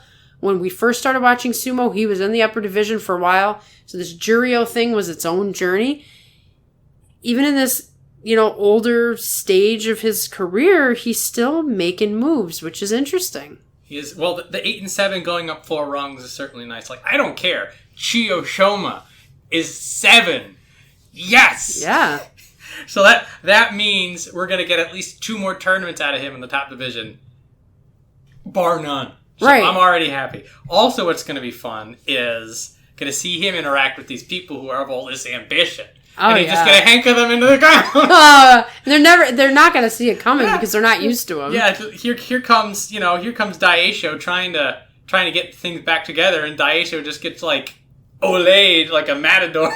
And he's going to be like, why did I fall for that? Don't I remember what he's like? Yeah, he's sort of the strange, X factor of a tournament. Just don't let him out of your sight. Don't let him out. Keep an eye on him. You don't want to lose. He's probably going to toss, his fair share of people around, but the people who should beat him need to keep an eye on him. Yeah. Because you could lose. Yeah, realistically, he's going up to the point that his bag of tricks, people will be like, I'm on to you. But yeah, at the same time, I could see people sleeping on him, and then it's easy to do. Very easy to do. I'm just so happy to see him this high up, unexpectedly high up. I didn't ever think he'd break double digits. Yeah, I thought he was going to kind of go right back into Juryo. Not go back into... Well, yeah, I guess go back into Juryo, but it was sort of just the higher up he got, the longer it would take him to go back down to Juryo, which we get to see him more. Right, exactly. So it's nice to see this sort of resurgence. He's up at 7. You're just like, that's 2 tournaments easy. Right, and 7 is not necessarily too high up for him. He could... A little bit, yeah. Imagine he gets another 8 and 7, and he tells Onosho to take a hike. Onosho, you better watch out, man. Watch out, buddy. Because Chiyoshoma is pretty tight. He knows what he's doing. He's kind of foxy. There's no chaos with him. It's just reading the situation. He runs a tight ship. Oh, it's going to be so fun. So now we go to, such a wonderful, awesome sumo guy, Takarafuji. They, 7 and 8, so this makes sense. There's a lot going on with Takarafuji, I think. He had that resurgence because Terunofuji was doing so good. And we talked about this whole, your stable mates are your brothers, and you get this extra motivation. And he was riding the high of Terunofuji, but he rode that high right into a brick wall. Yeah. And he got beat up. I mean, quite frankly, when he was up as high as he was, he got beat up.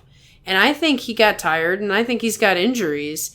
Because he's not the same Takarafuji he was 5-10 years ago. So he was fighting like a guy much younger than he actually is. And I guess he's got a new son, and he was fighting for his son, and I'm a sucker for those stories. I already think he's awesome, and now I think he's even more awesome. So I just think, he's in a good place. Myogiryu 8 East. I'm hoping he got a little bit of kind of a rest. Because that 7 and 8 is encouraging that, he didn't get killed. He's not like falling apart, but maybe he needs a little bit more. Yeah, I mean, it was a rough ride. Yeah, it was the 7 and 8 was the course correction on like the 3 and 12 he had. Yes. So like that was him like pulling it back in, and now so for him to try to push back forward, assuming he's still got that in the tank. Like now he can regroup. Now he's at 8. His last tournament was okay. He's getting his momentum back. So now it's time to push forward. Right. And, he's always been the skilled guy, the, Yokozuna training partner, Terunofuji's training partner. I mean, you can't underestimate how good it's been for Terunofuji to have Takarafuji as a training partner. Because he can pull all these different moves. So, barring, like, some injury that I don't know about, I expect him to completely regroup. And I expect him to go up again. I think he's more of a Myogiryu 4 guy. But we'll see. I mean, in his prime, he was definitely a Sanyaku. I just think that time might be catching up. But who knows? Who knows? I'm rooting for him. I hope all goes well. Let's see that Kachikoshi. So now, I'm going to let you do most of the talking on this guy, but I will say he's an enigma. And that would be Aoiyama. Myogiryu 8 West, down from Myogiryu 3 East. Now, he was injured. He had a back injury. And a back injury is interesting because anybody can get a back injury. It doesn't have to be that you're falling apart. Like your knees, it's the strain of sumo is too much, blah, blah, blah. Being that heavy, any one of these guys could get a back injury. So it's not necessarily indicative of him falling apart. But, he comes back and I thought he was going to tank all the way and he's hanging around. So, what are your predictions for him? Well, March, he had that breakout basho and nearly had a change at the cop. Just out of nowhere. Which was amazing. I was losing my mind. He had the new belt, the green, the new belt energy, and then he gets the back injury, and man, I'm like, dang it! It's over. But then so I'm like, there it goes. He did the taste. Then he comes back and gets 4 and 3 on a bad back. And he looked pretty good in the 4 and 3. He looked more like the March Aoiyama than the Aoiyama who was prior to March. So very, very looking forward to seeing what Aoiyama shows up. Because if he comes back with that urgency that he had in March, then it's just like he's on his way back. There's something going on. I've got no read on this. Well, then the back injury, like whatever momentum he has, like it looked like when he came back, he was pretty good. I think him coming back and the 4 wins is why they were a little bit more gentle with the knockdown. It was the willingness to come back, that fighting spirit. It's like for July, it's going to be to see if that March comes back. Right. And so this is a delayed gratification in a way. Yeah, and that's why I said, like, the back injury doesn't necessarily say anything about him as a wrestler, because that could be just a bad luck injury versus, like, a guy who's just beat up, and that's why he didn't come back like a guy who's beat up. He came back like a guy who got an injury that he can recover from. Exactly. So, yeah, this is a delay. Are we going to get the March Aoiyama again? Is he going to, be a factor? That throws the whole thing out of whack if he is. He's out of range to affect the top. Yeah. We're sort of getting out of that range, but he can, he can tell Hoshoryu to beat it. He can go after Onosho or Kiribayama and say, what do you got today? He could affect the effectors. He can affect the effectors, yeah. Because they got to go fight somebody. Everything is a ripple effect. It's a ripple. So we'll see. Hopefully it's going to be a very fun, exciting tournament for you. Like, see him, like, back in full force. See. I mean, or he's back to where he was, and we'll see. But either way. Hopes and dreams, Aoiyama's back. That's right. If we could just write out every scenario of what we want, and it all came true, we would have to record that whole thing and, like, watch it every year as, like, some sort of celebration. Like, this was the greatest. I'm waiting for the tournament that is the greatest tournament of all time, and then I'll watch it every year to... oh, yeah. We'll put it on. We'll be like, here's the last day again. Yeah, it's like, maybe it's a new 4th of July tradition or something. 4th of July is coming. Gotta watch the best tournament of all time. The best tournament of all time. We're really suspending the reality right now. It's in the next town over. So now we have Hidenoumi. This was another one of those, a choice was made. And whatever, I guess. He is Myogiryu 9 East, down from Myogiryu 6 West, 5 and 10. He is Tobizaru's brother, just like to bring up those points. They were sort of both struggling at the exact same time, and it looked like he was injured too. So you got the morale, and you got the injuries. He didn't fall down far enough where he's in danger if he has a bad tournament, but I would worry a lot more about because he just came back up. So if he's already injured and he's getting 5 and 10s, he might be going back to Juryo quicker than he wanted to be. I think he had a broken toe, a broken foot. Something was broke with him. If that's healed, then he's good. If he's going to be struggling with that, then keep that Juryo couch for him, I guess. It's a little unfortunate because when first tournament, he was looking sharp. He was like, okay, this guy deserves to be here. So, everybody's fighting injured. That's sort of the problem with this. It's just a matter of how injured he's going to be come July 4th. Right, and the age, this is where age plays a factor more than anything. Like, the young guys can get injured and fight through an injury way easier. When you get to a certain age, it's like, the desire leaves a little, and it's harder to recover. So, we got to see how injured he actually was. And then we'll make our determinations there, because injuries always make it impossible to decide what we actually think someone is capable of. Yeah, the true potential is hidden. Yeah. So next we have Shimanoumi. He only dropped down a half rank as well, down from Myogiryu 9 East is Myogiryu 9 West, 7 and 8. He's a scrappy, fiery dude himself, and he took that win off of Terunofuji, which was like a shocker. And, that fighting spirit's always going to give you this possibility to change it up, and especially if you're going to hang around with the 7 and 8. However, he is starting to get onto the level where he's got to make a move now, or he's going to be spending some time in Juryo. Yeah, he's got to keep fighting, not just from like a figurative sense of pushing forward and not giving up, but like actually keep fighting, because if you lose any much more than that, you may be out of the 42. Right, exactly. I don't worry about him not fighting. Like you said, he's scrappy and he's got that grit that was able to allow him to outlast and turn the tables on people who you did not expect. And also 7 and 8, not bad, but he needs to stop that bleeding. Yeah, we're no longer at that was a good 7 and 8. Yeah. It's like, no, that's that's gonna kill you if you get another 7 and 8. Yeah, now that we're right up against the double digits, any losing score now, you sort of have ooh. Yeah, like hold your breath, hope for like clench. Yeah, hope somebody likes you and keeps you in, you know. Hope a bunch of people below you lost, you know. So the next we have is Tamawashi, Myogiryu 10 East. Maintain the same rank, 7 and 8. That might be some veteran situation right there, combined with how weird all the losses were. He's been around a long time. I think he is currently the oldest guy in the top division. Not that much older than Hakuho, interestingly enough. So Hakuho is pretty up there.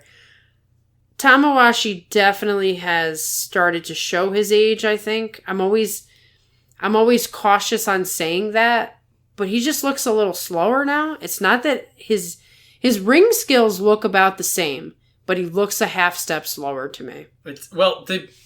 I'll probably die on the hill that Tamawashi isn't getting worse. Everyone else is getting better.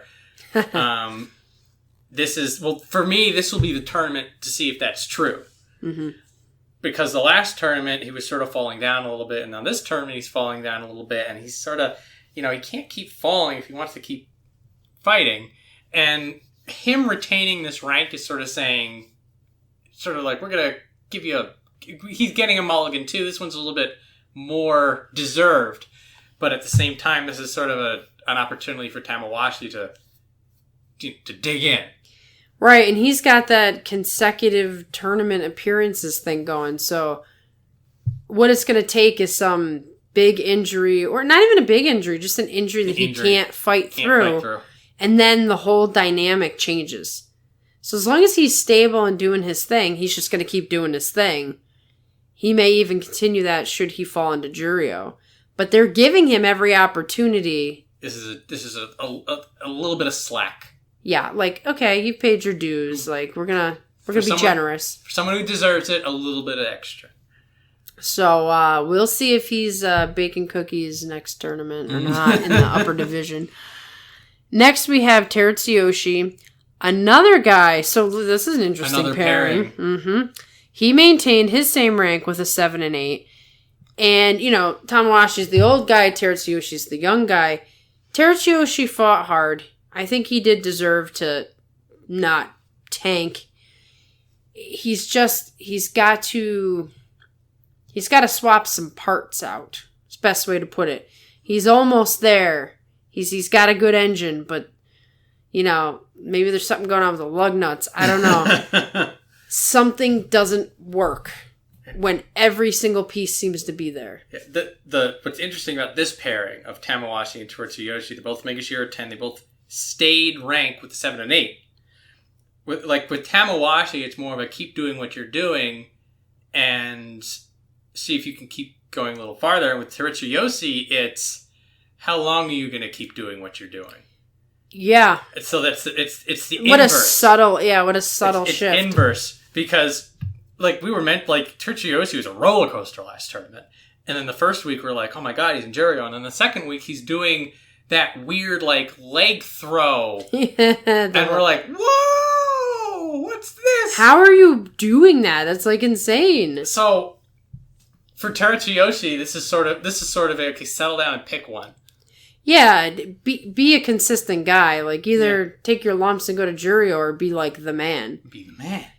Yeah, I really like how you stated that. Just, when's it going to be enough, man? Show yourself. Show yourself. Show yourself. That's all I can say. Come out of the smoke and mirrors. Yeah, well, maybe, I told you the tournament that he was doing the ceremony with Hakuho, he might be the guy again this time. Might be doing it again this time. And could be that little word in his ear, stay in the top division. Yeah. And maybe you're doing it for someone else. Right. In September. Everybody needs... Yeah, wouldn't he want to be Terunofuji's attendant? Not attendant, but Yokozuna. Be in that first Yokozuna. Can you imagine he gets Yokozuna and Terutsuyoshi like, sorry, I got a 4 and 11. I'm going to have to watch you do this. You know what? That's a really good point. He's probably going to be fired up this tournament. I didn't even consider that. And I'm always looking at the stablemate thing. He's got to be fired up this tournament because he could drop into Juryo and lose that shot. There's no way he's going to want to lose that shot. And could you picture, like, if he's in Hakuho's ceremony, he's standing there and he's going, I can't wait till this is you, buddy. Like, exactly. Like, he's holding the sword, or he's just standing there as the dew sweeper, and he's looking, it's like, this place in 2 months, I'll be doing it with my guy. That's right. My guy. So, all right, maybe we're going to see a man possessed. It's possible. Show yourself. Show yourself! Who are you gonna be? Are you gonna be the guy who is 10-5 and just like striding out? Or are you gonna get a guy in Juro who's just cursing up a storm because he couldn't get the Kachikoshi? I'm waiting for you to ride your motorcycle down to the dohyo. So I hope that's the version that we get. We will see. I think he's gonna be exciting. There'll be a fire, hopefully. Yeah. Hopefully it's not his funeral pyre. Yeah. Because remember, reality is down the street. It's off the yacht. It might be, We don't know where it is now. We lost track of it. We lost track already in this conversation, so we'll see. Next, we have another one of your guys, Kaisei. Maegashira 11 East, up from Maegashira 15 East, 9 and 6. Take it away. This is one of the okay, that rank is this upgrade on paper. You're just like, okay, he got the normal shake. Everybody else is getting either too much or too little, and then like he's baby bear porridge. He is just right. And another turn of Kaisei. What can I say except I'm so happy he's here. It does look like he's sort of past the injury hump a little bit. I probably just cursed him. He's probably going to wake up. He's just like, I broke my toe. I was just sitting here and it broke because some asshole in the U.S. was talking about me. Reality! But just happy to see him. The progress. Again, it's the consistency that's got him here. 11 is like, it's enough of a buffer so that if he has a 7 or 8 or a 6 and a 9, he'll still be around. So that's pretty good to know. And let's see, like, we have these people that are sliding down while these people are holding on, like Kaisei. Now he's held on, so now he can pivot. Yeah, and it was very encouraging to see him get a 9 and 6 because we were in dangerous territory. Where it's like, is this the great slip, like the Shohozan? Where Shohozan just kept slipping. He never stopped. Yeah, even in Juryo, he keeps sliding down and he's still going. Kaisei has new life. He's still here. He's hanging on to the ledge and he's peeking over it. Like, I'm coming back. He's pulling himself back up. Yeah, so, I mean, that's good news. We're going to think positively that it's just going to keep incrementally changing. And maybe he'll take Chiyoshoma's spot. I don't know. So next we have Kota no Waka. He is only down one little rung. Down from Maegashira 11 East to Maegashira 11 West, 7 and 8. Now we're in dangerous territory with Kota no Waka. This is getting bad. He looked like the stuff he was doing. Like, that 7 and 8 is a pretty even keel 7 and 8. From compared to before that he looked lost in the night. It's just like he's in that danger zone, so it's just like, if you don't wake up now, you're going to wake up in Juryo. Right, and some people don't recover from that. Like, some people, it's no big deal. Some people become career Juryo guys. Like, the person who comes into Sumo next July may never have known that Kota no Waka was where he was when he started out. That's the danger that he's in right now. Yeah. And I don't know if it's injuries, if it's heart. It's a little bit, it seems like a combo problem. There might be a loss of heart here. Combined with injuries, maybe there's frustration. I don't know, but he's not living up to what I thought he was going to. That doesn't mean that's over. But it's very concerning because it's like, I hate to say it, look at what happened to Tomokaze. Injuries do make a situation where the guy who should be the guy may not become the guy. Yeah, Kota no Waka needs to become the guy. Yeah. Yeah. I mean, with Terutsuyoshi, it's sort of a, it's a tweaking thing. It's a tweaking thing. Like, with Kota no Waka, it's like the longer it's been since you've seen the spark. Yeah. The more you're just like, is that spark still there? Is it gone? Is it, and then you get those billows out and you just go, come on, wake up, Kotonowaka. You're the future. It's all that stuff that happened is gone. Yeah, I really don't know. I'm kind of sweating a little bit over it. But, he's got things to look... He has aspects of himself that are positive, so it's not like he's done for. But it's all in his hands. What are you going to do? That is true. He's the master of his own fate. So... I hope we're saying something very different when the tournament's over and it's like, oh, that was just... Yeah, we're just like, woo! Woo, we're done with that. Oh, man. Turn that corner. Unlike the next guy we're going to talk about, the sadness of my heart. Oh, the sadness. Tochinoshin, Myogiryu 12 East, down from Myogiryu 7 East, a 5 and 10. His knees are done. They're done. And I don't know... Like I said, he's not going for Japanese citizenship. He's going back to Georgia when this is over. So I can imagine that he's just going until it's over. Because once it's over, it's over. With that being said, that could be coming soon. I don't know, if he drops... Is he the guy that if he drops to Juryo, he's done? We don't know what his threshold is. He just doesn't look like he's got enough left in the tank to keep that slide from happening. It is time to begin survival mode. Tochinoshin, figure out something if you want to stay in the top division, which maybe he can't. This, of note, this is a more realistic 5 and 10. This is also where things get weird. Like this is a we know you're having trouble here, Tochinoshin. This is a trial 5 and 10. Yeah. Going down 5 rungs. I mean, if he's got any part of his old ways, he's going to trounce people at Myogiryu 12 East. But that's the big question. Like, does he have anything left in the tank? Sometimes he shows a little bit of something. And that's why he's still there. He hasn't dropped to Juryo yet, despite his knees being done for years. I just think every time you see him, just count your blessings. Count your blessings. This could be it. Another 5 and 10 here. He's in Juryo. Yeah. And it's very easy to see a 5 and 10 out of what happened in May. Yeah. So that's not good news. No. But, maybe if our fantasy story comes to life, Tochinoshin wakes up one morning and his knee is cured. Oh my goodness. He'd be on an Ozeki run. I know. Imagine Tochinoshin in his prime in Terunofuji.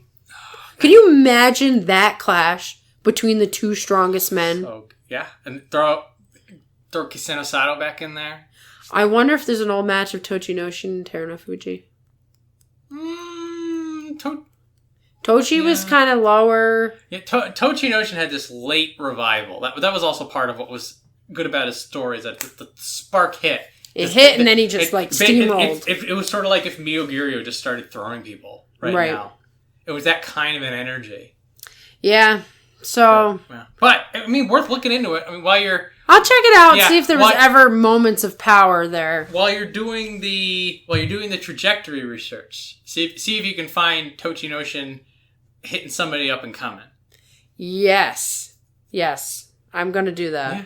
Yeah, I have never seen an older match of his.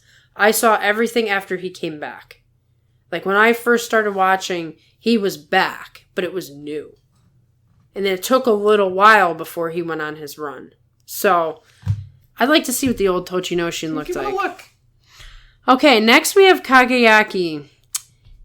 Down from Myogiryu 9 West to Myogiryu 12 West. 6 and 9. That was not his tournament. He was a mess. We keep talking about... Now there's another factor. Ryuden was involved in scandal. Yeah. That didn't help him. That probably didn't help because that was known. Because Ryuden got suspended for that tournament and they were like, we're going to look at all the facts and then... Yeah. So maybe that's what it was. I actually didn't realize at the time that was why Ryuden wasn't in. I thought he was injured. So maybe things are topsy-turvy in the stable. On top of the fact that Kageyaki was already starting to lose his way a little bit. He's in crisis mode. he's going to wind up in Juryo if he doesn't get it together. Yeah. Another pairing, Tochinoshin and Kageyaki. A fair pairing. So a little bit darker for Tochinoshin because he doesn't have a lot of opportunities for success. With Kageyaki, there are opportunities. It's just how much of his own personal struggles, his dohyo struggles, just lack of evolution in sumo, how much of that is blocking his path to success. Right. Like we know Tochinoshin, the two things blocking his path to success, it's his left knee and his right knee. Mm-hmm. Exactly. So like Kageyaki, he should be in survival mode now as well. He needs to evolve. He needs to put something together. And it's like he does like it is like he's a big dude. Throw your weight around a bit. Do something. Yeah, there's a lack of him throwing his weight around. He's almost kind of tentative for someone who's so big. Yeah, but we'll see.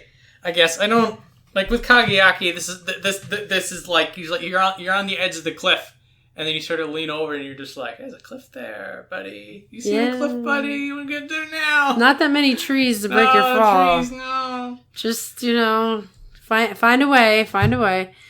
So next we have Chiyomaru up from Myogiryu 16 West to Myogiryu 13 East, 8 and 7.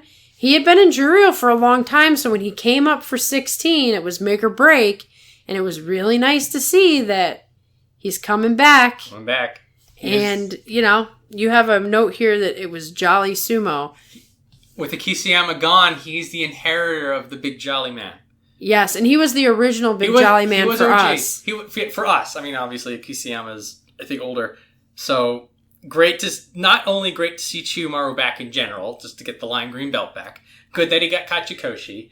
Good that he was convinced. I mean, the 8 and 7 was pretty close, but those were convincing 8 and 7. Right. It wasn't like, how did he get an 8 and 7? Yeah, it wasn't a scrape. Like, compared to Chiyoshoma, who got the 8th win on the last day, like, you're looking at Chiyomaru, you're just like, that was clean. It was like some of the old sparks. Some of the old sparks, you're just like, he's back, it's good. We need him. We needed it. There's that personality. Yes, just the sumo shaped sumo. And I love when Chiyomaru, just gets in there and like does the choji, like that. The roll thing. It's exactly what you said. It's the sumo body. The stereotypical. This is a sumo wrestler. Exactly. And then he's always kind of smiling. Smiling, good times. So yes, he made it.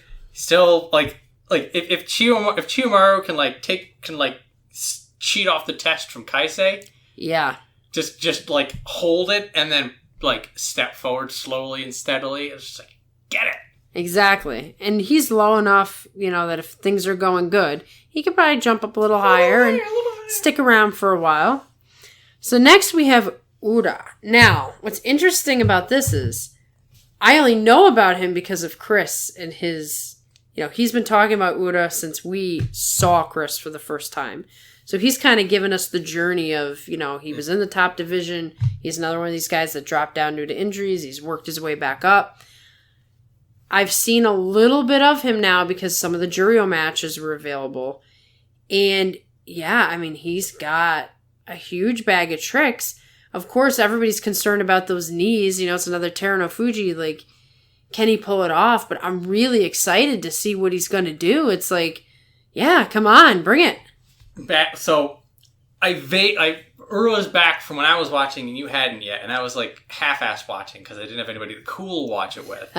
And I remember, I think it was Kantamayama, right? Because Ura's Tachiai back then was so low, he would call it the submarine Tachiai. Oh, interesting. Because he would go, a short guy, he sort of did what Enho does, in that he tries to go under him, but Ura has that heft. Right. So, he would, just go right into your gut. Wow. Like a torpedo. Just, boom! And he did all the stuff that, he was making the rounds for doing now, and that Chris has been lauding, and the stuff that you see, also, when you see, the Juryo clips, and you're just he's slinging people over his back and suplexing them, and you're just like, what's going on? It's just this is Ura, man.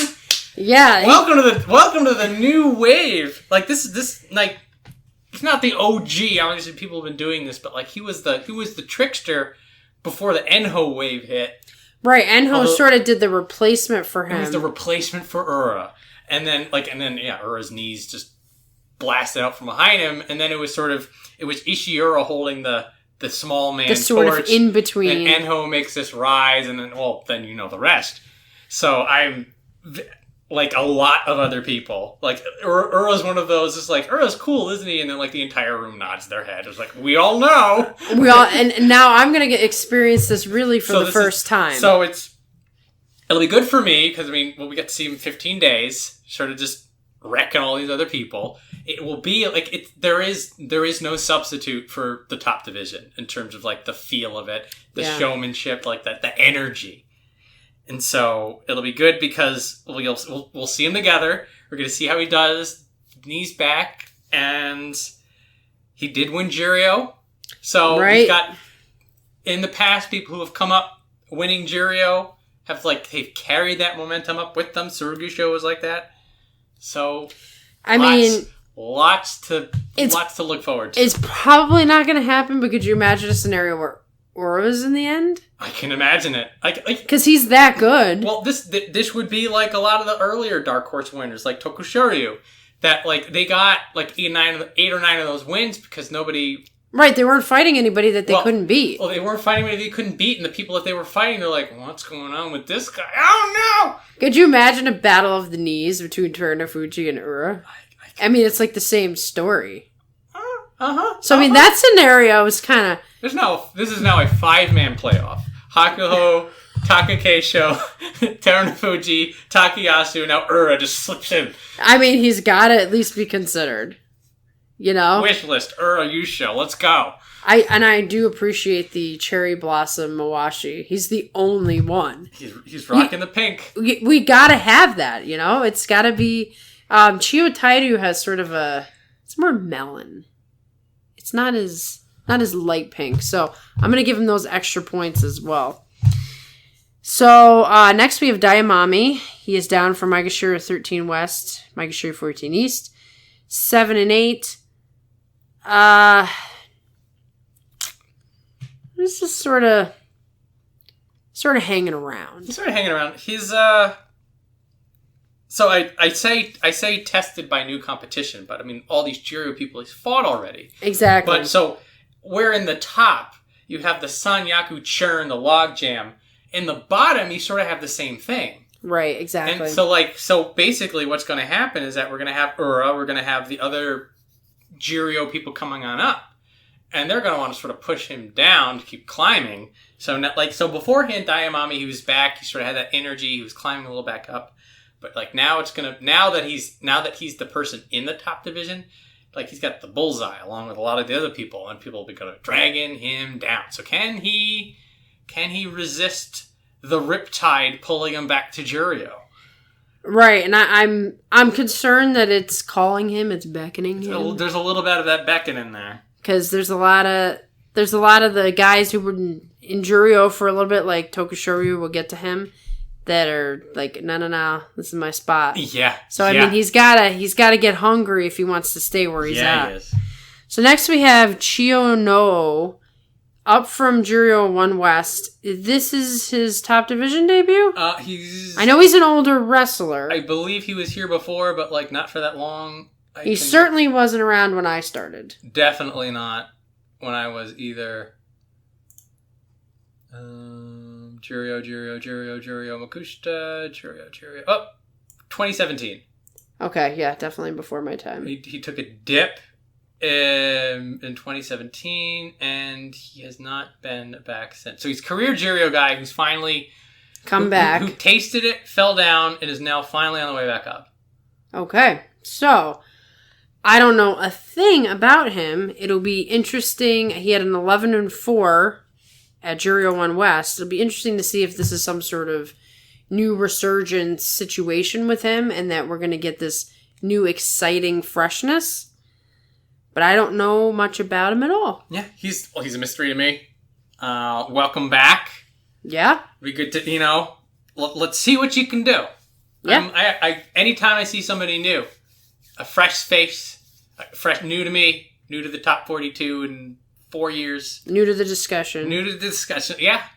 And, you know, he knows all these guys down here probably. Shodagisho, Tokushoryu. Yeah, there's that overlap. So I am looking forward to seeing what he's got. Yeah. We'll have a nice little special section for you on the post. Keep an eye out. So next we have Shodagisho. He dropped from Maegashira 8 East to Maegashira 15 East, 4 and 11. He's not having a good time of it. He's looking like Juryo territory unless he has some sort of complete resurgence. I mean, he was always going to be a short timer, I thought. It did.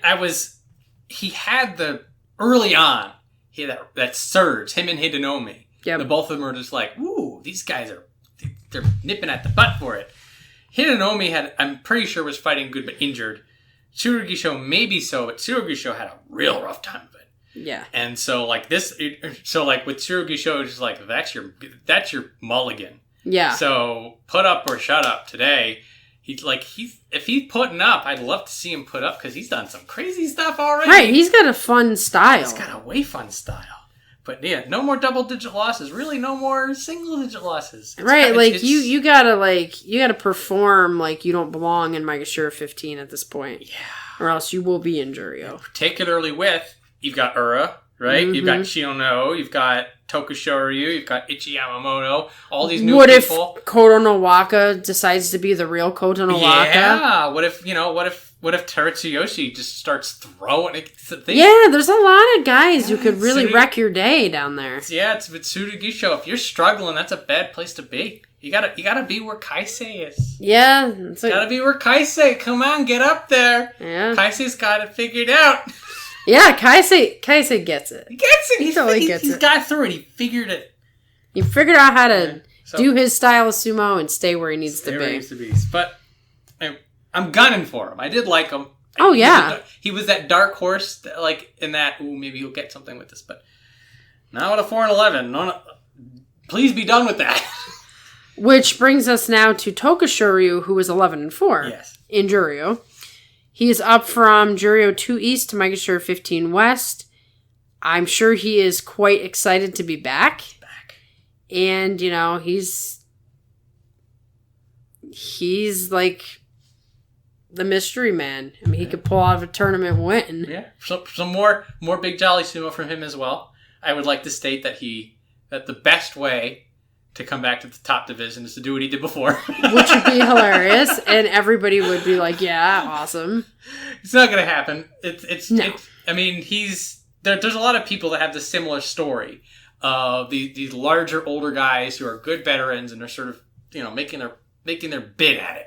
Hanging in there. So, good to see Tokushoryu. Would love to see some more rope ballerina.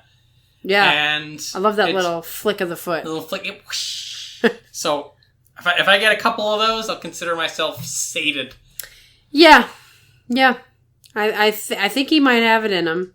If you get 11 and 4, you're good enough. Good enough. But I take another crack at it. I do think Uda is going to screw everybody up. I can't wait. Which brings us now to Chiyo no Kuni, who could also screw everything up. Now, he dropped hard. He's Maegashira 3 West, which he did earn, down to Maegashira 16 East. He has a rough style of sumo, and he's racked with injuries. So, I mean, you don't know what you're going to get. He's either going to be okay and, totally thrash everybody, or those injuries are just too much to overcome, and we'll be seeing him in Juryo. He's like a burning flame with a fire extinguisher at the ready. Of note, Chiyo no Kuni, barroom brawling.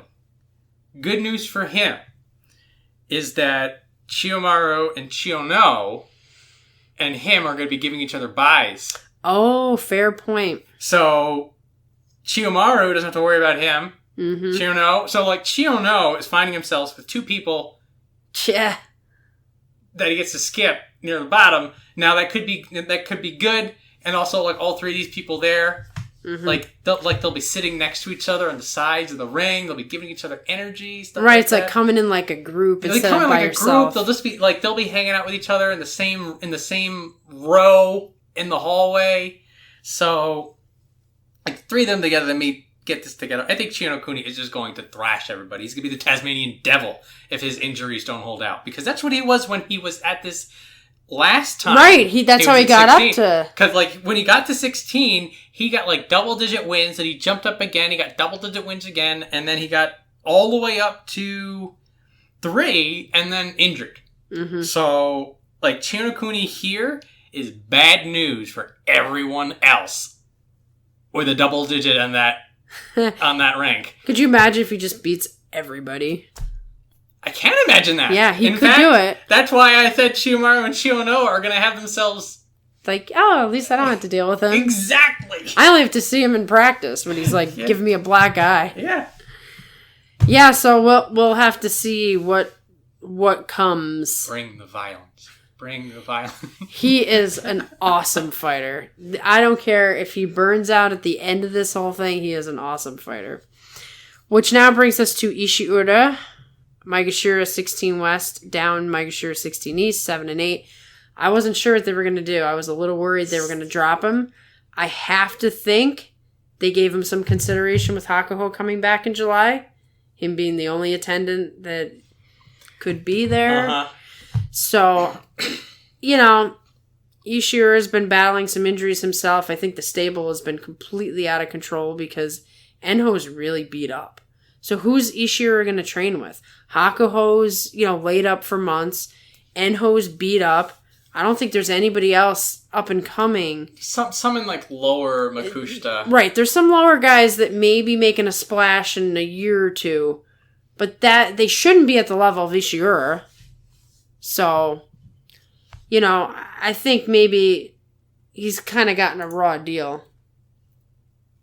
Yeah, well, Ishiura did benefit from a lot of people around him doing worse, which is, I think, part of the reason he's able to hold on. Great news for him. He gets that Hakuho energy back. He's at least held on one more tournament. Yes. He needs another trick. He needs another something. Great to see him fight. It does seem that, he's sort of the bigger but slower Enho, and then Enho is always the faster, more energetic Ishiura. He is almost literally out of places to go, except Juryo. So he needs 8 wins. Right, he might become a Juryo man. And that's where it seems like Enho is going to be, but we'll get to that. So our final guy in the top division is Ichi Yamamoto, up from Juryo 8 East. Yeah, that was to take weird. A spot. Like, he leapfrogged Takayama, Hakuho, Enho. So, is this his debut? This is his debut. Okay, he's an older guy, but this is his debut in the top division. I don't know a thing about him as well. He was off my radar. I was expecting that to be Takayama's Yeah, place. I didn't think he was going to be here. They looked at it and they said that Takayama's 8 and 7 wasn't as impressive as the 10 and 5 despite the rank disparity. So this is going to be his first time in the top leagues. It's going to be our first time hearing about him. And like with Chiyono, I'm like, new guy! Right, let's see what you got. Yeah, and I can only imagine that he's sort of thrown off by this too. So yeah, he had a, Chiyotairyu moment where he woke up in the morning, he's like, huh? What's going on? I'm in the top division? Yeah. I'm in the top division? Yeah, he probably called his mom up. He's just like, you're never going to believe this. Exactly. So, I mean, I got nothing to say except I'm rooting for you. I'm rooting for him. I want to see it. I don't think we're in a situation where you're going to win the title like there were tournaments in the past, but you never know. Well, he is a completely unknown factor to me. We don't know a thing about you, buddy. So let us learn. Learn about, and you have a very cool name. I like Ichi Yamamoto. It's pretty classy. I like it. So that wraps up the top guys, but we do have a few Juryo notes and a couple of other stuff. So Takayama is Juryo 1 East. He's going to have to wait another tournament before he can come back up, if all goes well. 8 and 7, he's back though. So like Juryo 1 East means that there is nobody who can skip the line. Right. It's like going to be his time. It's going to be his time. He's been struggling with injuries. We're going to have to see what he's got in the tank. Akawa went down to Juryo 2 West, or I can't remember. He was Was he in the top division He was last? in the top division. Okay. He was one of the people who went down. He's Mr. Accident. Mr. Accident. Several accidents, COVID. Maybe at Juryo, get him a refresh and he'll be back. 2 West means he's also pretty close. So 8 or 9 wins and he's back too. Enho.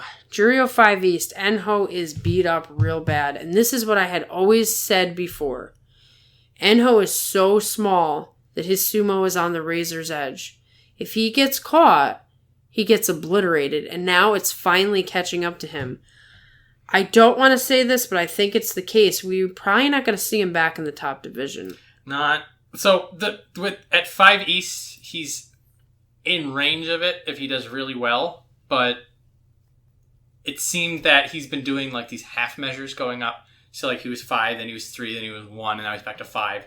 So I think it would be surprising if he was back in September. Yeah. With Enho, it could be that he's never back. Yeah, I just think he's really beat up. Yeah, so he may need a Takakeisho style sit out, but unfortunately, I don't think he's in the right.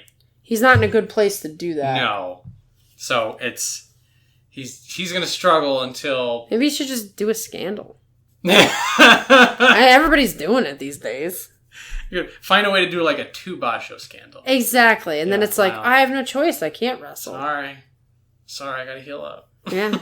just like secretly call a reporter and be like, yeah, I'm totally cheating on my taxes. I don't know. No, he goes to the vaccination sites for COVID. He's just like, you got one of those that give it to you? Oh, he could forge a vaccine passport. Oh, there it is. Now we're getting some scandals. Yeah, I mean, he's got...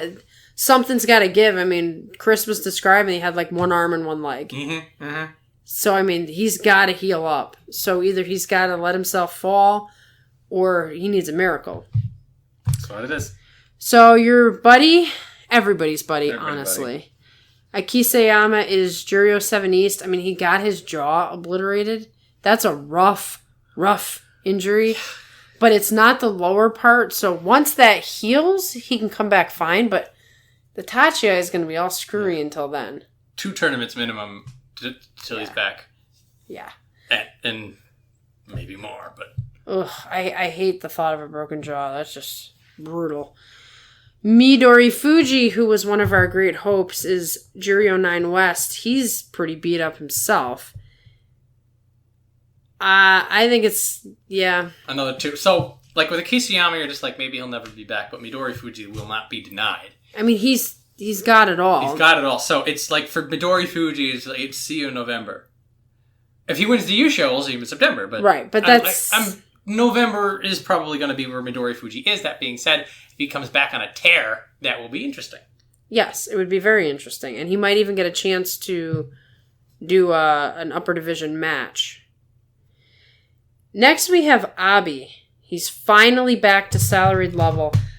I wouldn't be too shocked if Abi won Juryo. I mean, the guy wasn't hurt when he went down. Yeah, he's been... So, this will be Abi's first real test.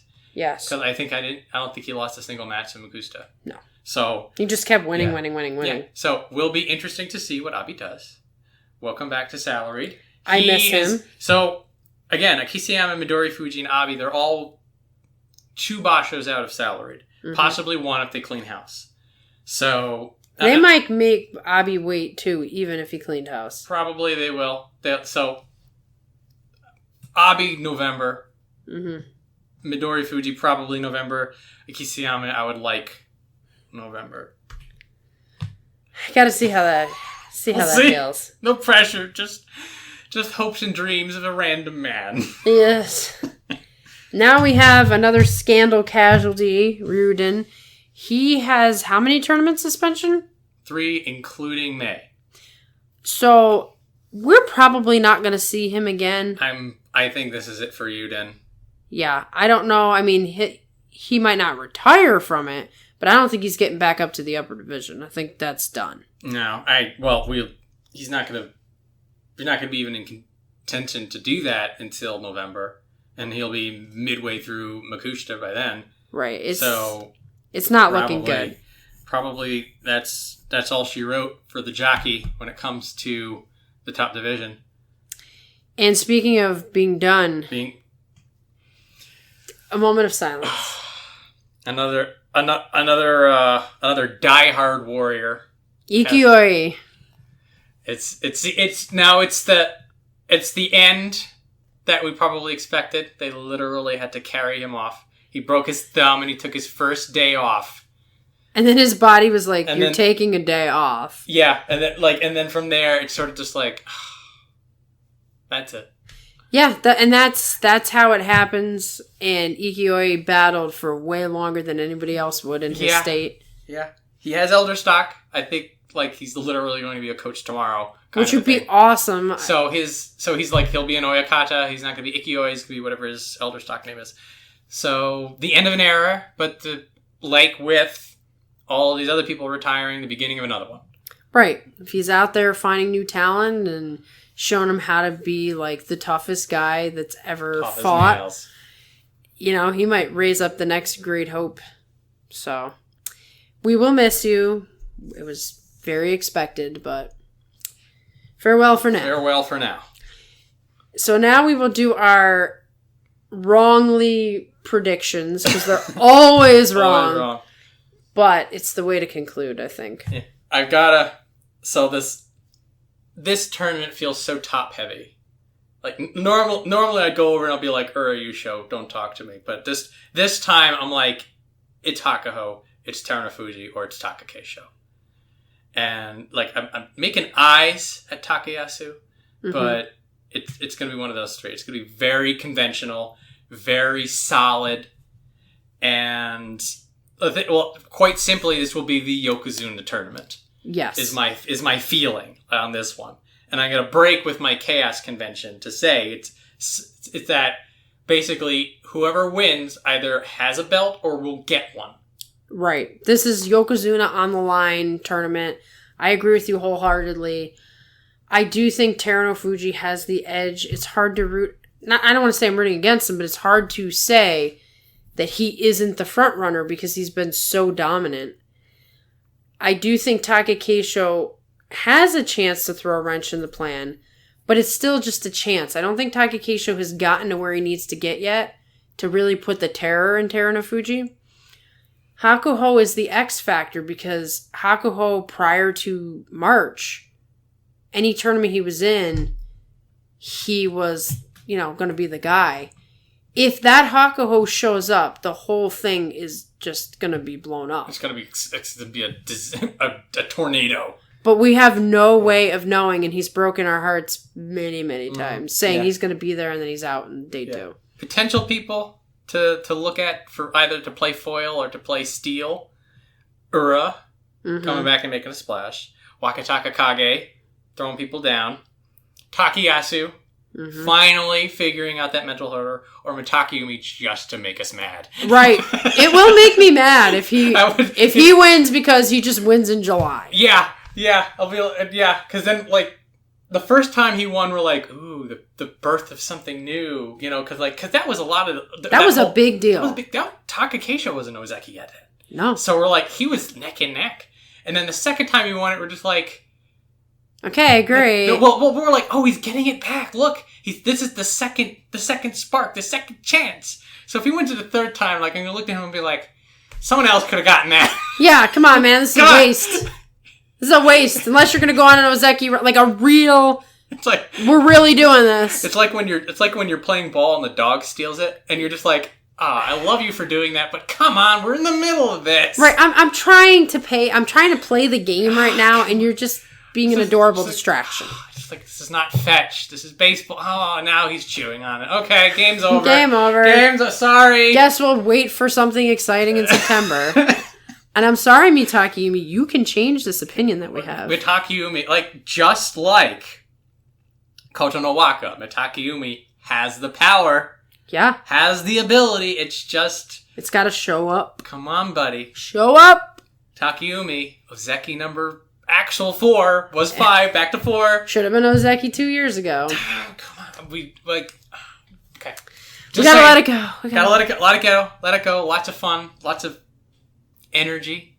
And should be an exciting tournament. We're looking forward to it. And We hope you enjoy it as well, and hope you have a good holiday and all that, wherever you are. Yes, have a nice weekend or have a nice 4th of July, depending on your geographical location. Yes. Thank you for listening, as always. We'll catch you on the back end of the tournament. See ya.